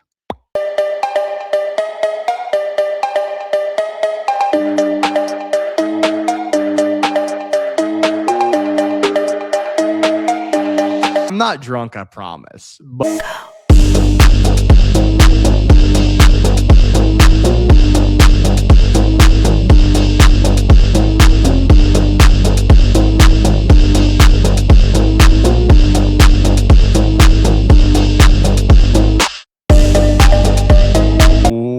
welcome back into the Dore Report, and welcome back into episode 381, and welcome back from the TDR cocktail break. I forgot to do it before we dove into football action, but right here, right now, our presenting sponsor of football coverage, and that is Bulvis Wealth Management. Your wealth, your legacy, your partner. Financial success creates opportunity, but it can also bring complexity. At Bulvis Wealth Management of Raymond James, we provide personalized private wealth guidance tailored to your goals, values, and long-term vision. Whether you're planning for retirement, building generational wealth, or navigating important financial decisions, we're here to help you move forward with clarity and confidence. Partner with a team committed to helping you grow and preserve what matters most. Bulvis Wealth Management of Raymond James. Comprehensive wealth management for today, tomorrow, and generations to come. You can contact Bulvis Wealth Management via phone at 615-645-6742, or you can reach out via email at joe.bullivis@raymondjames.com. That's joe.bullivis, BULOVAS at raymondjames.com, located at 1033 DeMumbergan Street, Suite 500, Nashville, Tennessee, 37203. Raymond James and Associates, Inc., member of the New York Stock Exchange /SIPC. We also have some incredible partnerships to get to here. First and foremost on TDR's collabs is Roback Activewear. College football is right on the doorstep, and whether you're hitting the road to cheer on your favorite school, or an alum repping your alma mater, a current student, or a die-hard tailgater, Roback has you covered. There's only one way to describe Roback: best fit, best feel. Roback is changing the game with incredibly comfortable premium activewear that performs just as well on game day as it does every other day of the week. This season, Roback's licensed collegiate collection is bigger and better than ever, featuring premium polos, quarter zips, hoodies, and more for many of your favorite schools, with elevated designs and unmatched comfort. No one else is combining this level of school pride with performance apparel quite like Roback. Roback has become the Saturday standard, partnering with many of the game's biggest stars, both past and present, while continuing to invest in the next generation's athletes through one of the nation's leading NIL programs. From elite players to passionate fans, Roback is setting the standard for what college football looks and feels like on and off the field. Whether you're wearing from the stands or taking the tailgate scene by storm, Roback is built for every part of football season. Jesus Christ, what a long ad read. Use code VAN20, that is VAN20, all capital letters, no spaces, on Roback.com for a generous 20% off for all new customers. That's spelled Roback, RHOBACK.com. That's 20% off all performance polos, shorts, and more with code VAN20. My God, shorten it up. Next up, from the NIL store, visit nil.store/DoreReport15 and use code DoreReport15 at checkout. And get some gear and merch from your favorite Vanderbilt athletes. I think they have some beautiful gold jerseys out there. Football season coming for up. Delaware. Got to get the gold for Delaware. Vanderbilt doing a giveaway of the gold uniforms. This is not related to the NIL store, but visit nil.store/DoreReport15. Use code DoreReport15 at checkout. Check them out, nil.store. Vanderbilt's doing a giveaway of gold jerseys. They are. Week 2 against Delaware on September 12th, giving away 8,000 gold Vanderbilt Commodores jerseys. Also, Vanderbilt will be premiering the new gold uniforms. Trevor, I know you're happy I'm about that. so jazzed, dude. They're going to look so good. That is it. Gold for under the lights. Gold under the lights. Baby. Oh, It's going to be beautiful stuff. Blake, how do you feel about the gold uniforms? They're great. They're perfect. You know, some of these teams are doing way too much with their, color rush jerseys, we'll call them, or whatever you're doing. Ours are simple, they're crisp, they're clean. They're going to look nasty. Honestly, I think a white helmet, gold jersey, white pants might be smooth. I really do. That could be nice. I think that would like be that. smooth. that would be pretty. But I like let's- the way you think, Blake. I I haven't like thought it. about that combo. You're cutting some time off your 40 time wearing that with some white cleats. Oh my God. Ooh, those boys look fast out there. Oh, yes, that's all day. All right, fellas, we got a ton of premium message board questions to dive into, and we're just doing them in order. I did not go through and organize them beforehand. My apologies. First up, from Unabridged, Blake, who was a teammate of yours that should have made the NFL that didn't? It's a really good question. I'm not gonna lie, I looked at a couple of these before. By made the NFL, are we talking about like played or like did not make it at all? Because that's a different question. Let's go. Did not make it at all. Mm-hmm.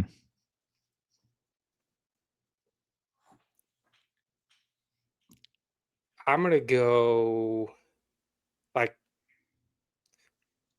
I gotta ask. Make it at all means like no camp invite, nothing. No, they could make it to camp, but they never got. Never they got never a got roster. on an active roster. I'll tell you, talent wise, Vince Taylor. Big number 53. Now, in terms Dog. of someone who made it, who, just injuries got in their way, my buddy Andrew Jelks was the truth. Like, he was the He was really absolute good. truth. No, he was. So when I got there, Wes Johnson, Coach Hanwood put on the film, and it was watching Wes Johnson because he had just perfect technique. He never messed up. And Andrew Jelks he was like a better Wes Johnson. It's like Jared Curtis and then Pavia. Like Jelks he would have been a starting NFL lineman for a long time. He just got hurt, which sucks, but he deserves that praise, at least in retirement. Hell yeah, getting the dogs a shout out here. Ooh. Love that. It's a great first question. That's a proud of really our- good I'm proud of our question. listeners. On topic, on task. Good question. No baseball question to start. We'll see where this goes. This is a long one. We'll see. And it's Nick Rinaldi's nuts. It's been a rough few months, boys. Going into this year, it should have been looking all things Nick Rinaldi's nuts, but it just hasn't. Eli Stowers was drafted by the most wretched, evil team in the NFL, the disgusting Philadelphia Eagles. Come at me, Hack. That's not true. You're being It's hateful. true. It's not true. It's not true. You won't even pay Baker. Huh? You won't pay Baker. Y'all are poor. Y'all, that has nothing to do with you guys being terrible. Y'all are Y'all- paying you a guys are terrible Y'all are quarterback. poor. Y'all are like, let's spend money on Jalen Hurts, who's terrible. How many Super Bowls does he have compared to Baker? Who's the Auburn quarterback last year that we talked about so much? Peyton Thorne. Peyton Thorne. He's still a thorn in your By side. the way, I want to Peyton Thorne. I kind Peyton of got Thorne proven mobs. right on that. I want to say I Auburn don't was even- worse on I don't offense. even remember what the argument was. All I said was Auburn was going to have a worse quarterback situation without Peyton Thorne, and I was right. No, you said he was the problem. Oh, that I don't know what I said. Whatever at this point. Peyton Thorne mogs Jalen Hurts. No, you criticized tweet. me because I defended Peyton Thorne. You remember whenever I said Jalen Milroe sucks and you glazed him and then we beat that ass? No, Jalen Milroe beat us last year. No, the year before. Jalen Milroe did not beat us last year. The year before. Oh, he was the year. Oh, Ty Simpson was last year. Oh my gosh, dude, you're getting Time's a old on flat me. circle, man. Yeah. I know I'm losing it. Yeah, Peyton Ty Thorne, Simpson does shout out. blend in. There's more to Nick Rinaldi's nuts question, by the way. That Okay. was just the first sentence. Please go guys. on, Nick Rinaldi's nuts. Also, Tyler Nickel badly edged me with a potential return and left me with black and gold balls. Finally, Between being an absolute academic weapon and being obsessed with the door is just a little too much. I get absolutely zero play with women. With the permission slip for lot 2 being added to my plate, I'm starting to feel like this is not quite Presbyterian men's basketball loss level, but Georgia State football loss level, because I actually had expectations. Since I have to live vicariously through someone else almost my age, my question is for you to predict Jared Curtis's career from here on out. Where did that was this a roller relate? coaster of emotions there? So But he said predict. is he comparing There's his more. lack of love life to the Georgia State loss? I think so. I think he lost me a little bit there. Would you rather be smart and not get chicks, or get chicks and be dumb?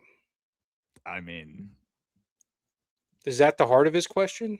no, there's more to it. He Okay. says predict his career, and then predict how long he's in college, maybe some accomplishments, and ultimately what round he gets drafted, or maybe not even at all.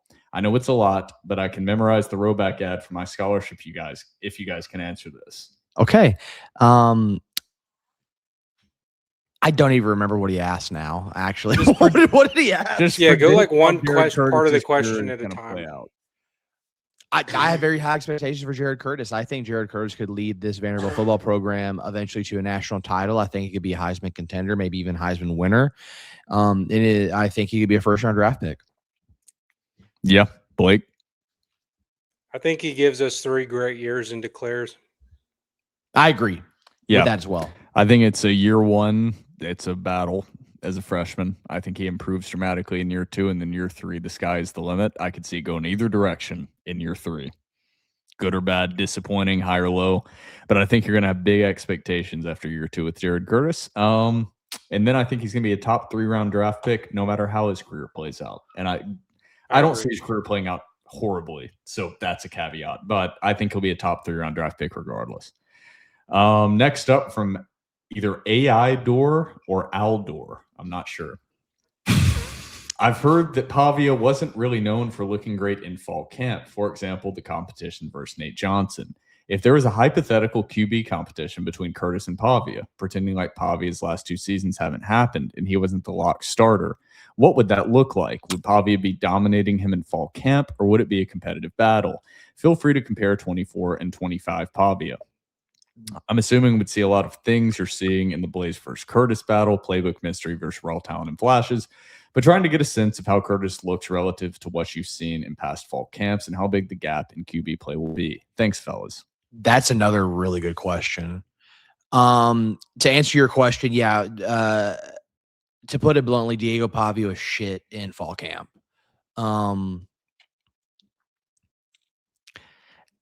If Diego Pavia was an unproven commodity, and I saw Diego Pavia versus Jared Curtis this fall camp, I'll also say this. I think Jared Curtis has had a good fall camp, and you've heard that from the mouth of Clark Lee. The Jared Curtis that is in like day-to-day fall camp and the Jared Curtis that I wasn't at the second scrimmage, the Jared Curtis I saw in the first scrimmage were night and day different, which maybe leads me to believe that like Curtis also might be a gamer.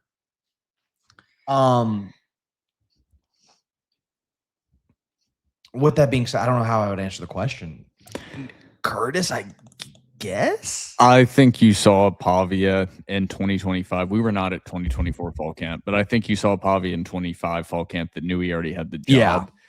I'm going to be honest. I think Pavia would be dominating Curtis if he knew he was battling for the job.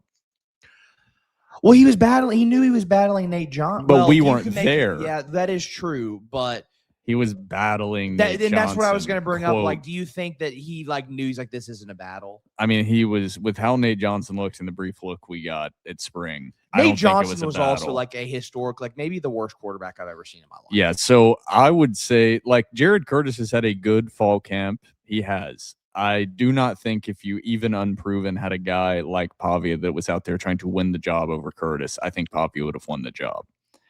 Like there will be a drop in quarterback play. Oh, yeah. That's the part of this question that I want to add. Like, how big of a gap will the QB play be? A big gap. Yeah. It doesn't matter who's out there. You had a guy that knew the offense like the back of his hand and was a maestro in the offense. So there's going to be a drop. Skipping that one because it's baseball. J-Rob 1742. Blake, since you switched to the tight end position, he got this mixed, but he said, since you switched to the tight end position late in your career, what advice would you give Walt Taylor? Flipped it, but. Yeah, just for timeline's sake, my first 2 years offensive tackle, third year tight end, fourth year went back to tackle. But my advice for him would be try to avoid wearing knee braces at all costs because no defensive back will take you seriously if you wear them. It's good advice. Why did you wear them? I don't assume you had to wear them at tight end. Did you willingly choose to wear knee braces? Well, I had to, and I basically still don't have an ACL in my right knee, so I had to wear them. Yet another Dore lawyer. Can we just start tailgating now? You can start tailgating in your heart. Yes. When did the Prepare your heart. tailgating stop? It never did. That is Did a you good stop point, Blake. tailgating? Hold on, we got to call this man out. Yes. Oh, yes. Go, Blake. The floor is yours. It's like, you don't stop clapping. There's just a long time between your next clap, just like tailgating. You don't ever really stop tailgating if you're a real one. So I think you gotta tomorrow morning when you listen to this, look yourself in the mirror and decide what type of man or woman you are. Mhm. And if you're about that life, go get be gangster with it. Go get a red stripe and chug it right in the parking lot. Right? Go get a red stripe and chug it. Red stripes for people who've been hurt. Next up from Vandy stud_rivals. I never understood this concept of blocking tight end. If the tight end is no threat to catch the ball, then why not just use another offensive lineman? Didn't Franklin do it this way, a la tight end legend Blake Fromang? Well, Blake, correct me if I'm wrong. If you throw out another offensive lineman, also there's rules with like eligible and ineligible receivers. And so, but if you threw let's say you threw out another tackle out there, then they know they are absolutely no threat to run or to go out for a route. Now, if you throw in a blocking tight end, at least the defense has to play honest and be like, okay, they're a blocking tight end. There is a real possibility this is a play fake and they're going to go out into the flat or something like that or go up the seam. Yeah. So Franklin, he didn't use me we just did heavy packages with an extra offensive lineman. Like it wasn't like blocking tight end. You were just an extra offensive lineman in that. So when I got moved to tight end with Mason, I was actually a tight end. But what was the username of this question? Vandy stud_rivals. Vandy stud_rivals. It's Monday night. I've already had a long day, and you're questioning my existence. You're saying there can't be blocking tight ends, and I have to justify my existence to you. That hurts. They let me line up out at wide receiver against Mississippi State one time. So I have that picture on my phone. I took it of my iPad with the play. It's so grainy you can barely make out what's going on. But the cornerback looked at me and was like, what the hell's going on? And I was like, you're about to get cooked. But little did he know they were motioning me back into run blocks. So his head was spinning. Yeah, the blocking tight end, I don't want to be mean on that question, but you could be mean. It doesn't make a lot of sense. Yeah, a blocking tight end, it's very different because yes, it's not a real weapon, but it is a threat and keeps the defense honest. And yes, we call a guy like Mo Vinny a blocking tight end, but the guy can go out and catch passes and make plays. Will, when you have Cole Spences that exist and walk on this planet, there is no need for me. Cole Spence can block every bit as well as I could, and he can run and catch passes without knee braces better than I could. No, there is a need for you, Blake. Heart of a champion. Yes. Vandy Studs doesn't think so. So I got fucking checked. I don't want to talk anymore. From Dore's Fan 88, how jealous is my office going to be in 2 weeks when I walk in with a beautiful bald Clark Lee bobblehead for my desk? Ooh, gonna be beautiful. so. Do you think they're gonna blacklist me from getting a bobblehead? Could be. You've shown Quite a history with bald bobbleheads in the past. Oh shit! Yeah, that is true. Jerry Stackhouse was also bald. All right, we got about 35 questions left. Next up from Pessimistic Dore. Blake is a previous big boy. Would you please give a confidence score on each member of the... I don't know if you'll be able to do this because you haven't been in camp. Please give a confidence score on each member of the offensive line and their ability to run and pass block on a scale of 10. That's a lot. Will, you're cutting my knees out before I can even answer it. Yeah, you haven't been there, bro. I'm sorry. Sorry. You know what? We're predicting seasons too, wins and losses that I don't know what's going to happen. So I'll do this.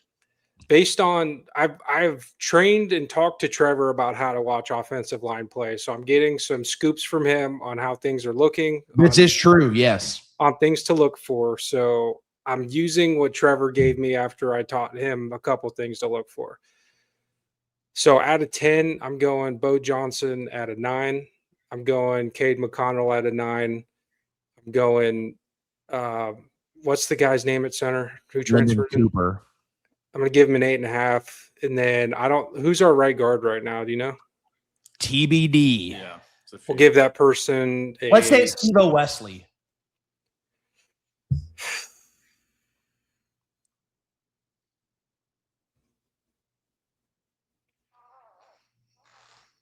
I'm going to start 6.5, has a chance to get up to a 7.5, 8 because he's injured. Not because I think he sucks or anything. It's just he's coming off an injury.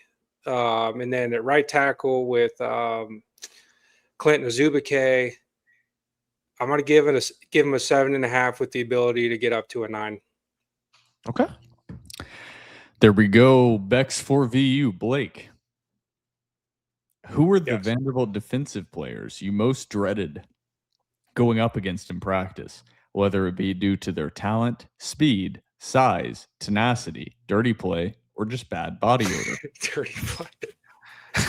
All right, there really was a dirty play in practice. Like there were a couple fights that broke out every now and then, but no one was like really playing dirty on our team. That would have been hilarious. If someone's like going for knees in practice, that'd be something. I'd say pure speed rush. Stephen Weatherly was a nightmare. Caleb Azubike was a nightmare because that guy, have you seen him in the bodybuilding stuff? Yes. Bro, he was every bit as big at Vandy, and this man would eat potato chips and hang out. Like he worked hard, but just no diet at all. But he has genetics that make no sense. He came out of the womb with a 6-pack and biceps. So he was a problem. I'll tell you who was really good, and this should come to no surprise. Adam Butler was an animal. Mm-hmm. I didn't go against many interior guys. The reason I say Adam Butler is because he switched when we went with Mason and went to a 3-man front. He was at a 4-eye, so sometimes I'd have to block him or on a twist game or something. Adam Butler was really, really, really hard to block. Zach Cunningham, really good in the run game too. Like he'd in the pass game, he'd light your ass up. Like if he came on a blitz and you weren't ready, he was taking your chest. So those guys for sure. Let me think, who else was there when I was there? Walker May was a dog.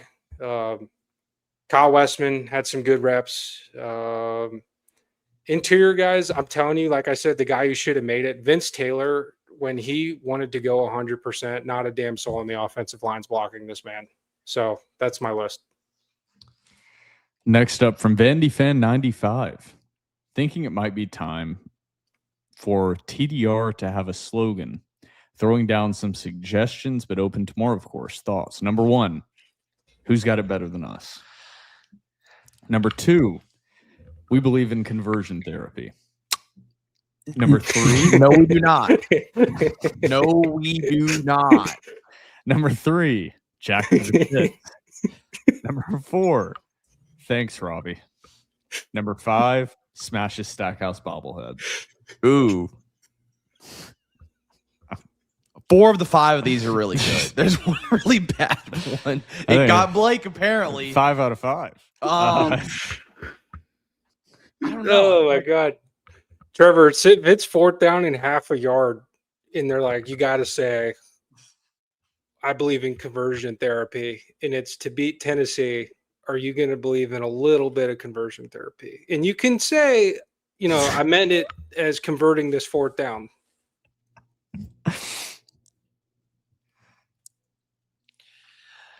I am for conversion therapy in terms of converting that fourth down and converting the hearts and minds That's a big of America to the Doors. Big old word salad's all I'm hearing. Let's just put an asterisk and use that one, and we'll put like what we actually believe in underneath that. Please in don't. the fine print. Please don't. Next up from Vanderbilt. Say the Doors go 11-1. Would you rather beat Tennessee at home and lose to Georgia, or have Curtis win on the road and get to own Georgia, but lose to Tennessee at home? Beat Tennessee at home. Silly question. Tennessee at home all day. Next up, Vandy 99EL. Who is the one offensive and one defensive person who would most miss who Vanderbilt would most miss if they suffered an injury and caused them to miss several weeks? Offense, Cedric Alexander. Defense, Miles Capers. Going offense, either Bo Johnson or Junior Sherrill. Defense, Martell Height or Miles Capers. Offense, Cole Spence. If we're gonna have a run game, it's got to be Cole Spence. Like it just has to be. He is literally our run game on the edge, and we need that. So I'm gonna go Cole Spence. Sorry, I know I'm a fanboy, but he's a dog. So Cole Spence, and then defense. Let's go Miles Capers. I agree. Yeah. Next up from Big Vandy 55. Hey boys, hope you're having a fantastic day. Number one, loved meeting you guys last year at the opening game and excited for this year. With all this transfer stuff going on, who do you think Clark Lee could get if he wanted to get another player on both sides? And a basketball question, what could be our biggest weaknesses this year, men's and women's? The football transfer, I think they've kind of hit on what I would imagine they would do, which is a more depth interior lineman. On the offensive side, I don't know at this point. I don't know who's available. There's a lot of chaos going on. Yeah. I'd just be completely guessing. I have no idea. Yeah. I'm with you. I don't know who'd be available. I can't answer the women's question. I would be lying if I said I was locked into women's basketball right now. But men's basketball, I think the biggest weakness could be 3-point shooting. Yeah, they don't have a set sharpshooter on the outside. That's the one glaring weakness of this team. They've improved on everything else. They have a star in Tyler Tanner. They're missing that sharpshooter like a Tyler Nickel. Blake, you got anything to add on that one? No weakness on either None. team. All strength. Next up from MRTD Burke. Rank these 4 Vandy wide receivers. 1, Junior Sherrill. 2, Kalijah Lipscomb. 3, Trent Sherfield. 4, Cam Johnson. I think you nailed the order. I think you did as well. Where do you put Blake in that? Because he did line up a wide receiver once. S tier. I put you over Cam Johnson, I'll tell you that much. Yeah. I mean, I'm going to – Trent Sherfield, I played with him. That guy was as serious as Junior Sherrill is that you guys are telling me. I could see Trent being 2A and 2B with Kalijah. I actually, now that you say, I think I'm going to switch Trent with. I think Trent's number 2 over Kalijah. I think it's real tight. I'm a Trent fan. Like he's a dog. He backs it up. He worked his ass off. Like he came in way more mature than me, and I was still a baby face, still am, but he came in day one. He's like Reuben Bain demeanor. Just I'm here for football, and I was like, hell yeah, man, that's great. Next up from World's Strongest Vandy Fan. First up for Trevor. I had a question about Steiner. Then I saw the news. Congrats, brother. Oh, thank you, King. Thank you. Rank the members of TDR from least likely to most likely to be allowed to speak at your wedding. Oh, God. Oh, God. Okay. Oh, Christ. Oh, is it? Oh, he didn't give me a list. So rank. No. Okay. Last, I'm going to go. Damn. Yeah, I love the guy. No. Last, I'm going to go. Shit. Let me take it off of you. Just put me last. It's okay. No, I really wouldn't. I don't want to hurt anybody's feelings. Last, I think I might go. Last, this is no disrespect to Billy. since he's been gone for a minute, I don't have a strong connection with Billy as I do other people. So I go Billy last. Then I'd probably go Brian. Then I would go Colin. Then I would go Alex, Blake. No. Miller, Colin, Alex, Blake, Will, Jalen. Jalen, top tier pick. Yeah, that's a good list. That's a top tier pick. Should have been him, to be honest. Should have been him. Then there's a question for Blake. Who was the strongest guy in the weight room while you were at Vandy?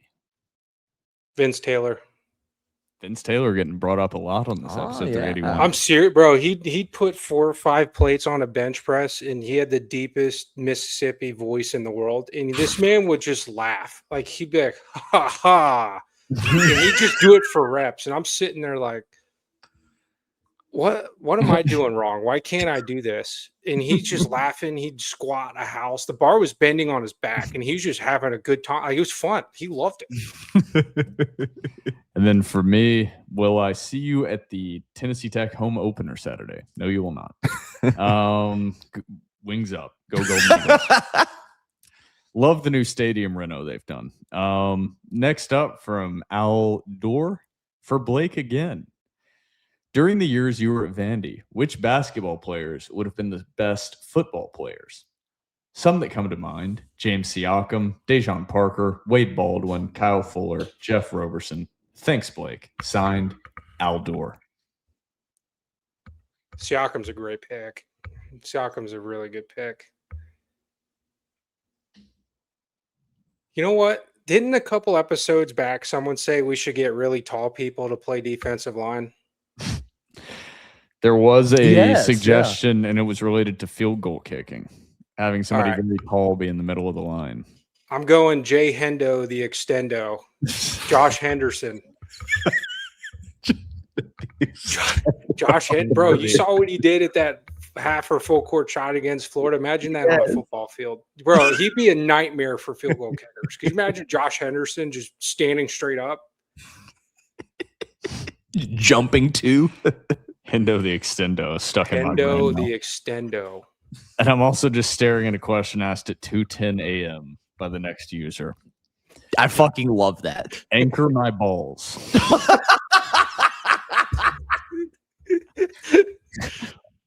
Hi, fellas. The 75% off sale is the greatest thing to ever happen to TDR. Hi, fellas. Long-time listener, first-time caller. First-generation Vandy fan here, about the same age as Will and Trevor. I jumped on the wagon as a middle schooler and was hooked.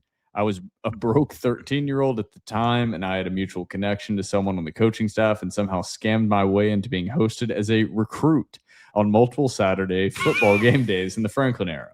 I stayed up late watching every presser and refreshing YouTube for the next Vandy Revealed to be posted. I was proud to make it on ESPN, sitting in the front row, flashing vicious VUs with my hands for the 2012 beatdown of Tennessee 41-18, the highlight of my life at the time. This brings me to my question. As the only Vandy fan in my family, I haven't had the experience of a father raising me in black and gold.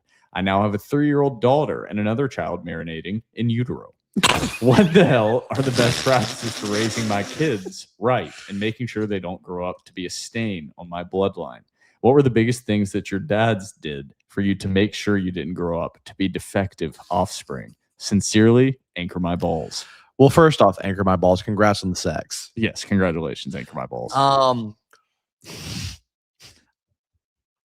don't know if like my conversion therapy.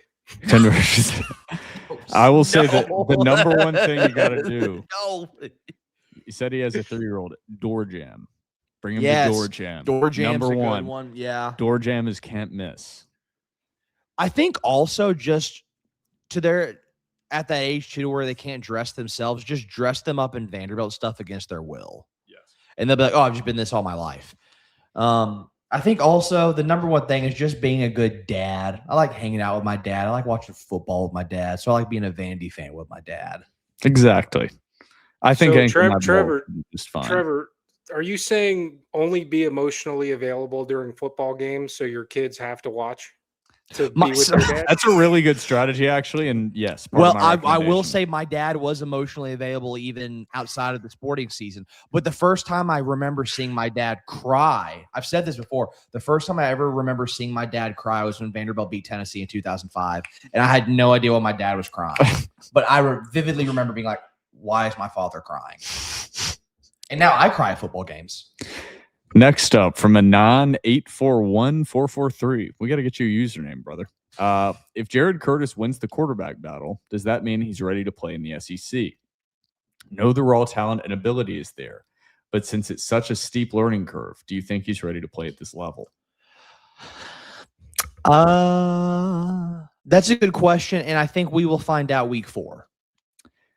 I would just say no freshman quarterback is really ready to play in the SEC. So like that's a cop-out answer, but no. If Vanderbilt had a real experienced senior quarterback coming back and we were in the era of college football 10, 15 years ago, ideally Jared Curtis is sitting this year. So agreed. Yeah. No, but not because that's a horrible thing. It's just there really is no freshman that's ready. Yeah. I trust Beck to put him in a position, the best position he can, though. I mean, Beck's experienced. Like, no, is he ready? Probably not. But in turn, that also falls on the OC putting him in a position to be successful, and I think Beck can do that. I hope so. For my season prediction, he can. Fingers crossed. 9-3. Please God. Next up, from Dad went to Vandy. What was your favorite thing about this fall camp? Could be specific moments, a position group that looked good, specific player improvements, etc. I would just say everything about fall camp without copping out. Being around all the people that make fall camp happen is pretty awesome. As far as like on the field, one specific moment would be Joey almost getting thrown up on. Graham getting hit with the football. Graham Bacco getting hit in the balls with an errant throw. Yeah. I think mine is easy. I love watching Jerry Kill coach football. I love watching Jerry. I love watching Chris Klanakis coach football. I'll just tack onto those. He also goes on to say, also, is Evan Hampton the truth? Is he good enough right now that even with setting MK, he could still get reps in meaningful games? Edit, congratulations, Trevor. Thank you. Yes, I think he can get meaningful reps. I think he can too. I think he's got the juice. He's been really good in fall. I did see another poster talk about like Seti, unfortunately, stuck behind 2 pretty good backs or okay backs. And I think Seti and MK are better than okay, are pretty good. And I would say stuck behind is not the right word. Right now, Seti and MK are better running backs than Evan Hampton. Yeah. They just are. Yeah. Evan Hampton's ceiling might be higher, but they're better than him right now. Next up, from Old Duck 33. We know Curtis's arm can stretch the defense, but who are the burner wide receivers? Perhaps not the best wide receivers, but the fastest, who will keep safeties honest and make them pay. I have to think Tim Beck is going to have a whole new section of the playbook for Curtis's arm strength.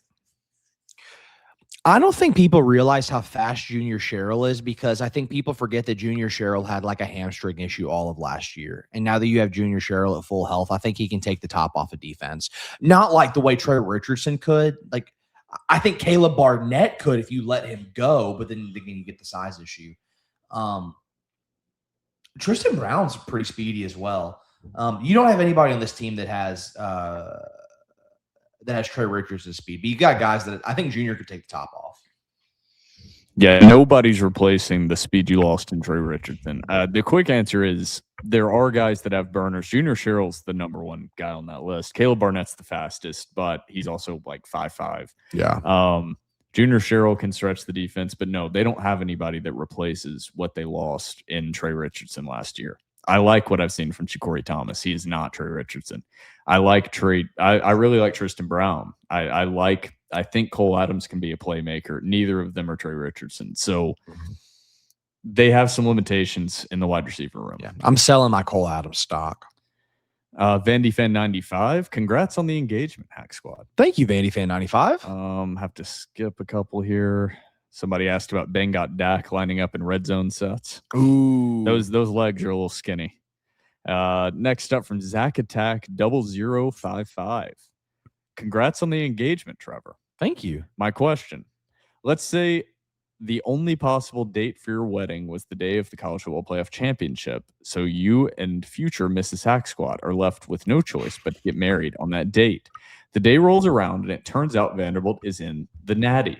Of course, you do anything possible to prevent that scheduling conflict. And like a miracle, the venue you booked for the wedding opens up for the week after the game. However, it comes with a catch. If you keep the wedding on the day of the game, Vanderbilt is guaranteed to win, but you can't watch or receive any live updates about the game during the wedding.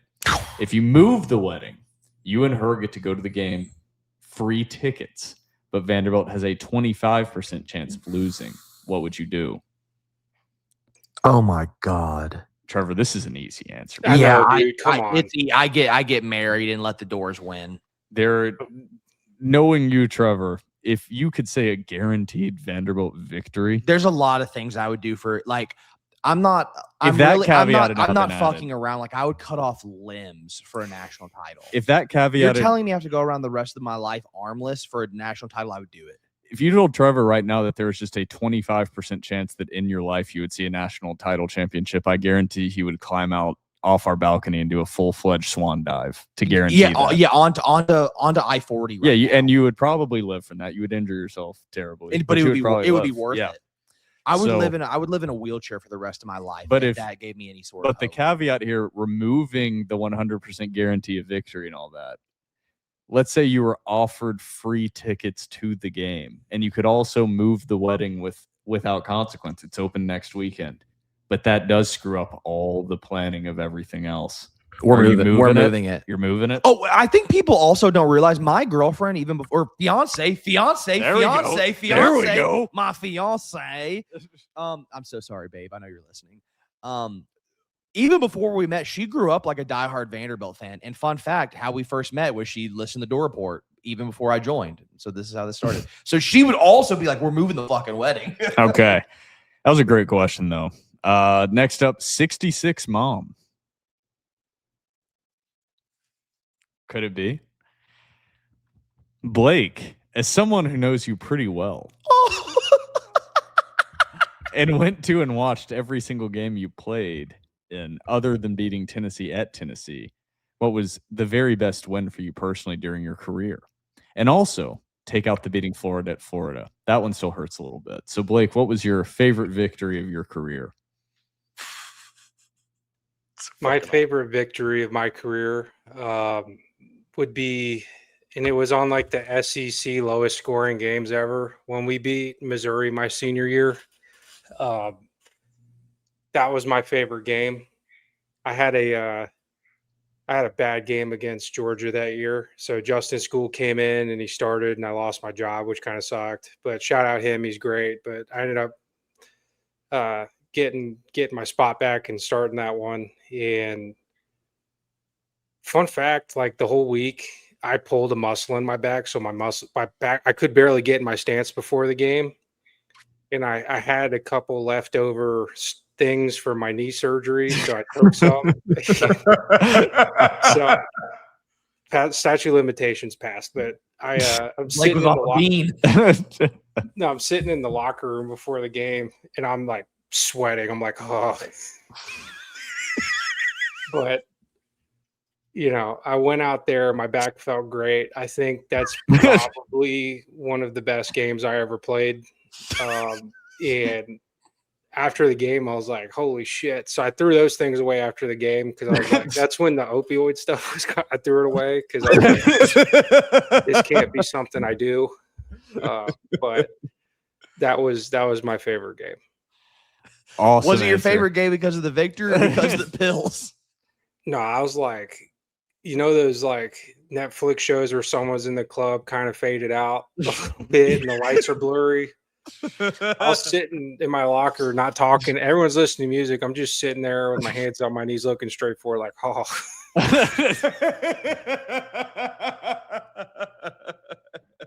I don't recommend any of that. Listen, I was a stupid college kid, but I had to play and I had to get in a stance. So you gotta do what you gotta do. But that was a one-time thing. Next up from Red Door. Is it true that Evan Hampton is so good people have been calling him Mr. Football? I have not seen that or heard that. After everything you've seen, what is your excitement/nervousness index for the season? I would say both have increased during fall camp for me. My excited level has gone up. My meter has gone up. My nervousness level has also gone up. Yeah, this could be a very volatile team. Yes. And now we are on to page 2 of the questions. First up, we got Dore. Where would you rank our running back room compared to the rest of the SEC? Ooh. Top 3. Yeah. Not going to disagree. Blake, you have any difference? No, those guys, they don't just run the ball. They smack people. Like, watch Cedric Alexander land the wood on people last year. Like, they're a threat on every play to do something crazy. So I like that. Yeah. Really good blocking running backs as well within the offense. So I don't think they have like the top end talent of like a Quan Lacey or like Texas's backfield, but I like what Vanderbilt has. Next up from 615 Dore, Trevor. 615 Dore here. Now that you are a soon-to-be married man, will you become just a casual Vandy fan? Maybe miss a game here or there to attend a pumpkin patch? Like I said, I am the luckiest man in the world in that my fiance is just as big of a Vandy fan as me. We've already committed to no fall weddings. I didn't even have to convince her. She was like, no, there's no way in hell I'm having a fall wedding. I'm watching every Doors game. We go to every Doors game. We go to road Doors games. No. In fact, if anything, I think my fandom will be increased. Next up from Dore 79. In my analysis, the backbone of the Tim Beck Vandy offense has been Diego Pavi's legs. In the run game, the threat is there every time. It seems like he's handing off the ball, which keeps the linebackers on his back foot and opens things up for the running back. Then, if Diego keeps it, there are additional ways he can deal it out, like the tight end shovel or the late screen that makes it hard for the defense to converge on a single tackler. In the short passing game, we got a lot of first downs by moving Diego out of the pocket, which opened up receivers, especially near the sidelines, and oftentimes made defenders choose between covering their receiver and stopping Diego from getting the first down on his feet. In the deeper passing game, the varied threats in the run game made play action particularly effective because all 11 guys needed to worry about the run, and the threat of Pavi's legs meant there had to be someone accounting for him who couldn't drop into coverage. Assuming Jared Curtis is going to win the starting job, how is this going to change? I'm assuming the staff doesn't want to run him 150 plus times this year, and I don't know if he has the ability to make some of the improvisational moves that Pavia did. So how are they going to account for this? Congrats on the engagement. Have you decided which jerseys you're going to wear for the wedding? Oh, thank you. And after this question, I'll tell a funny story about how I proposed to my fiance involving a hoax about a jersey. We actually talked about this during the break. People are going to say I'm crazy. Jared Curtis is a better runner than Diego Pavia. So if anything, I agree though they're not going to want to run him as much as Pavia. But hypothetically speaking, if like shit hits the fan and they need to run him, that dude can run. So I'm not really sure how much it changes the offense now as the playbook gets more and more expanded. I think it obviously the shovels, the tunnel screens, X, Y, and Z opens it up more. Yeah, I think it's just Tim Beck's offense more than anything. But yeah, I do agree that you're not going to see the running or the quarterback have 150 plus carries this year. I think that's the main difference. A lot less quarterback designed runs. Logan D. Shaw. When are we getting an Alex and Colin spinoff pod? They already do spaces together. So I'm already working on getting one that we can't seem to get the live stream down. So we'll get that fixed, and then we'll focus on another spinoff pod. How much of the TDR funds need to go to Billy Derek's Wi-Fi? God, we got to get him something. We got to get him some Starlink or whatever. Soggy_biscuit. I'll keep this somewhat short since we have a lot more questions to get to. Yes, we do. But one for each. Trevor, congrats on pre-ordering sex. Thank you. What's the likelihood of getting Hardee's cater your wedding? Perchance with some biscuits? No, so we're actually, I'm not joking. Not for the wedding, but for the what's it called? The day before to wherever you're practicing shit. Rehearsal, yeah. We're going to get Satco to cater that. Like that. Then goes on to ask me, with your absence to Will, with your absence from the Vanderbilt soccer complex on the season opener, is it fair to assume that you're only doing TDR for the money and that you're not a true Dore? Should we be expecting you for football games or no? I was spreading the Dore's gospel, by the way, during the home opener of soccer joining SEC Unfiltered to preview the football season. I've been very open. And I come off not well, but it is. I don't care about any of the sports for Vanderbilt outside of football, men's basketball, and baseball. I really don't. And I've been open about that. So I will be at every single football game. You will not find me at the volleyball matches. That's why we have Colin and Trevor and Alex to attend those fun sports that are so fun. Blake, you have a question too. I gave you a joke question last time, Blake. So I'll give you a more serious one this time around. How do you see our offensive line progressing over the next 2 to 3 years? Our high school talent acquisition has improved a lot, even from 2 years ago. Do you think Vandy can get to a point where we are self-sustaining on the offensive line, or are we going to be a portal-heavy team year after year? Thank you for the serious question, Soggy Biscuit. That's a good question, Soggy Biscuit. The high school recruiting's gotten a lot better with the offensive line. You need to have a solid base level of guys you're bringing in and keeping in the program. I think it would behoove any coach to look in the portal for a tackle or a center position guy or guard, even like pretty much all positions there. You have to do your due diligence to put the best 5 guys on the field. But relying solely on the transfer portal is a recipe for disaster. So I think we have some guys in there now who are going to be good guys who are staples for a long time, but I don't see a year where we're not having 1 or 2 starters out of the portal. Yeah, I think it'll be perpetually getting 2 to 3 starters out of the portal. I don't think that's a bad thing. I think that's actually how every college. That's not. I know that's how every college football team actually functions now. It's just the nature of the beast. And I really like Mitchell Smith, and you're a big Primus guy. I love Smith and Primus. Yeah, I like both of them. Trip Skews, I was high on early in camp. He's, I think, slotted in now at 3 for me in those guys. But I really like Mitchell Smith. He's just a guy you would never look at and be like, yep, that's a freshman offensive line. Well, then Clinton Azubuike's young still too. Until Mitchell Smith takes off his helmet, and then you look at his face and go, that is a freshman. Yeah. It's kind of insane. That is a child. Next up from R. Richard 7. When do you expect Clark Lee to announce a starting quarterback? Well, according to Clark Lee, a decision was being made tonight. Monday evening, and then the announcement was going to be made public to the team on Tuesday when you're listening to this. So I imagine whenever you're listening to this, a decision will be public. Hopefully so. Texas Dore. This is a good one to go around the room. Given the actual schedule we play this season, which of these is a more likely outcome? 11-1 or 1-11? 11-1. Blake? 11-1. Even wet blanket will, I'm going to say 11-1. I see no possibility this team goes 1-11. Yeah. I see some insane 1 out of a 10,000 possibility this team does go 11-1. Next up from Tama Tailgate Lot 2. Listen to the pod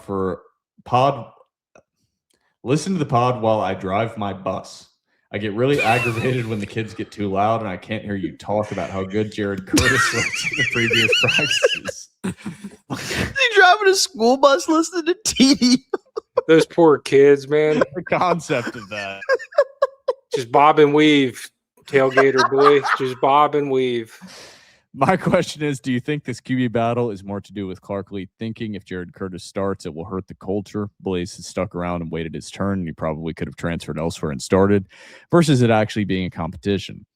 Also, we are not really Tama Tailgate. We all just get really drunk one day and needed some whiskey comps, and the Tama Tailgate gave us something, but we have had no idea where that came from. I don't know what that means. Is he driving the bus while? Is he driving the bus right now? We have implemented. Buddy, put the phone down when you're driving. That's crazy. We've implemented a call sheet strat at our tailgates and continue that this year. This year we have play call bands so that we can wear them on our arms. What if he gives these play call bands to the kids on the school? And then he has an attached picture of the call sheet. Please let us know if there are any calls you need to add or delete. See pic below. Incredible stuff. It's going to be very hard to describe to the listeners, but beautiful stuff. We will see you in lot 2, brother. Please get there safely. Please get there safe. What if we see a school bus with like just children and he's like, I'm here, guys. It's Tom Mattel Gate Lot 2. It's like the guy for Billy Madison. I drive bus. Shut the hell up. From KC Dore, can the receivers give Curtis the threat of throwing over the top of a defense? If so, I think we will love what the running game will do. That's a major question. I still have that question. Yes. Vandy stud rivals. What will be the first offensive play for the Doors against Austin Peay? Run up the middle. Inside zone. Inside zone. I'm going to say pass to a blocking tight end. Ooh. No, I'm kidding. What I think is going to happen is if your governors are showing single high safety, I'm letting Curtis rip one first play, set the tone early. Let Junior Sherrill or one of the speedsters just hit a go route and launch that thing. I like it. I hope that's what they do. Maybe if it's cover 3, you also have a guy going up the seam. Yeah, just something deep. Next up we only have 3 questions left, fellas. We almost made it. Next up from JDL Cav. If you had to pick one side of the internet, which would you pick? The back end, which is run on, what are we doing? The back end, which is run on Java, or the front end, which thrives on righteous indignation? I'd ask why, but I don't actually care whether you answer or not. What are we talking about? He drives bus too. Next up from Billy Derrick. Blake, what position would Coach Lee have you playing if you were still a Commodore? Well, Mr. Derrick. At your current body composition. Okay, great to have you back, Mr. Derrick. I'm going to need you to phone up your boy, Joe Bulovas, and tell him there's some competition in the kicker room. No, real talk. So when I was in high school, Maryland came by my high school and they said, hey, we saw one clip of your highlight tape. You play defensive line. We want you to be a defensive lineman. And I was like, me? I was like pumped. I was like, so I'm an athlete. And then I looked at, I was like, no, I play offensive line. He's like, we already got like a 4 or 5 star committed. You're not that good. And I was like, damn. But I'd probably play defensive line somewhere. I'd be like Bradley Mann. Be like a Bradley Mann type. Okay. I wonder why. Wonder why I didn't use Miles Capers. Whatever. Next question. Last question from Ro Miller High Life. Tristan Brown and Joseph McVeigh won the Heisman in my college football 25 dynasty. Odds one of them wins the Heisman this year. Probably very high, I'm going to assume. Go ahead and put that bet in on FanDuel. I'm sure the payout's going to be outstanding. Mm-hmm. Then he goes on to ask the serious final question of episode 381. Thoughts on Bo Johnson and the Smith brothers? I think Bo Johnson is really good, and I think the Smith brothers are really good. Okay. Yeah. Simple enough. That is it for episode 381 questions. My goodness, a lot of questions. A lot of questions. That. Appreciate everybody on the board that asked questions. To recap what we did on episode 381, went game by game, predicted Vanderbilt's 2026 season record. I went with 7-5. Trevor went with 8-4. Mr. Blake Fromang went with 9-3. I will swing it around before we close out episode 381. Trevor, any final thoughts? Shout out to the @Vandy Football Twitter admin for helping me come up with a game plan to trick my fiance into going to Scare at Bennett's campus. He made a fake message telling me that there was a hidden Clark Lee custom jersey on Scare at Bennett's campus. She believed it, got her there, did the deed. So shout out to you know who you are @Vandy Football admin. Thank you. Any last thoughts, Blake? Yep. So little inside baseball for the listeners. Before this fall camp started, Will was telling us in the group chat, we need to push engagement and get listeners and subscribers. And Trevor took that literally and got engaged. to a Vandy fan. He's been sitting on that one. But I'll say this because I'm kind of like a rival or nemesis to Trevor on this show. I'll be real for a minute. I've gotten to know you over the last 4 years, and I'm proud to call you a friend. I think you're a great man. I think you're one of one.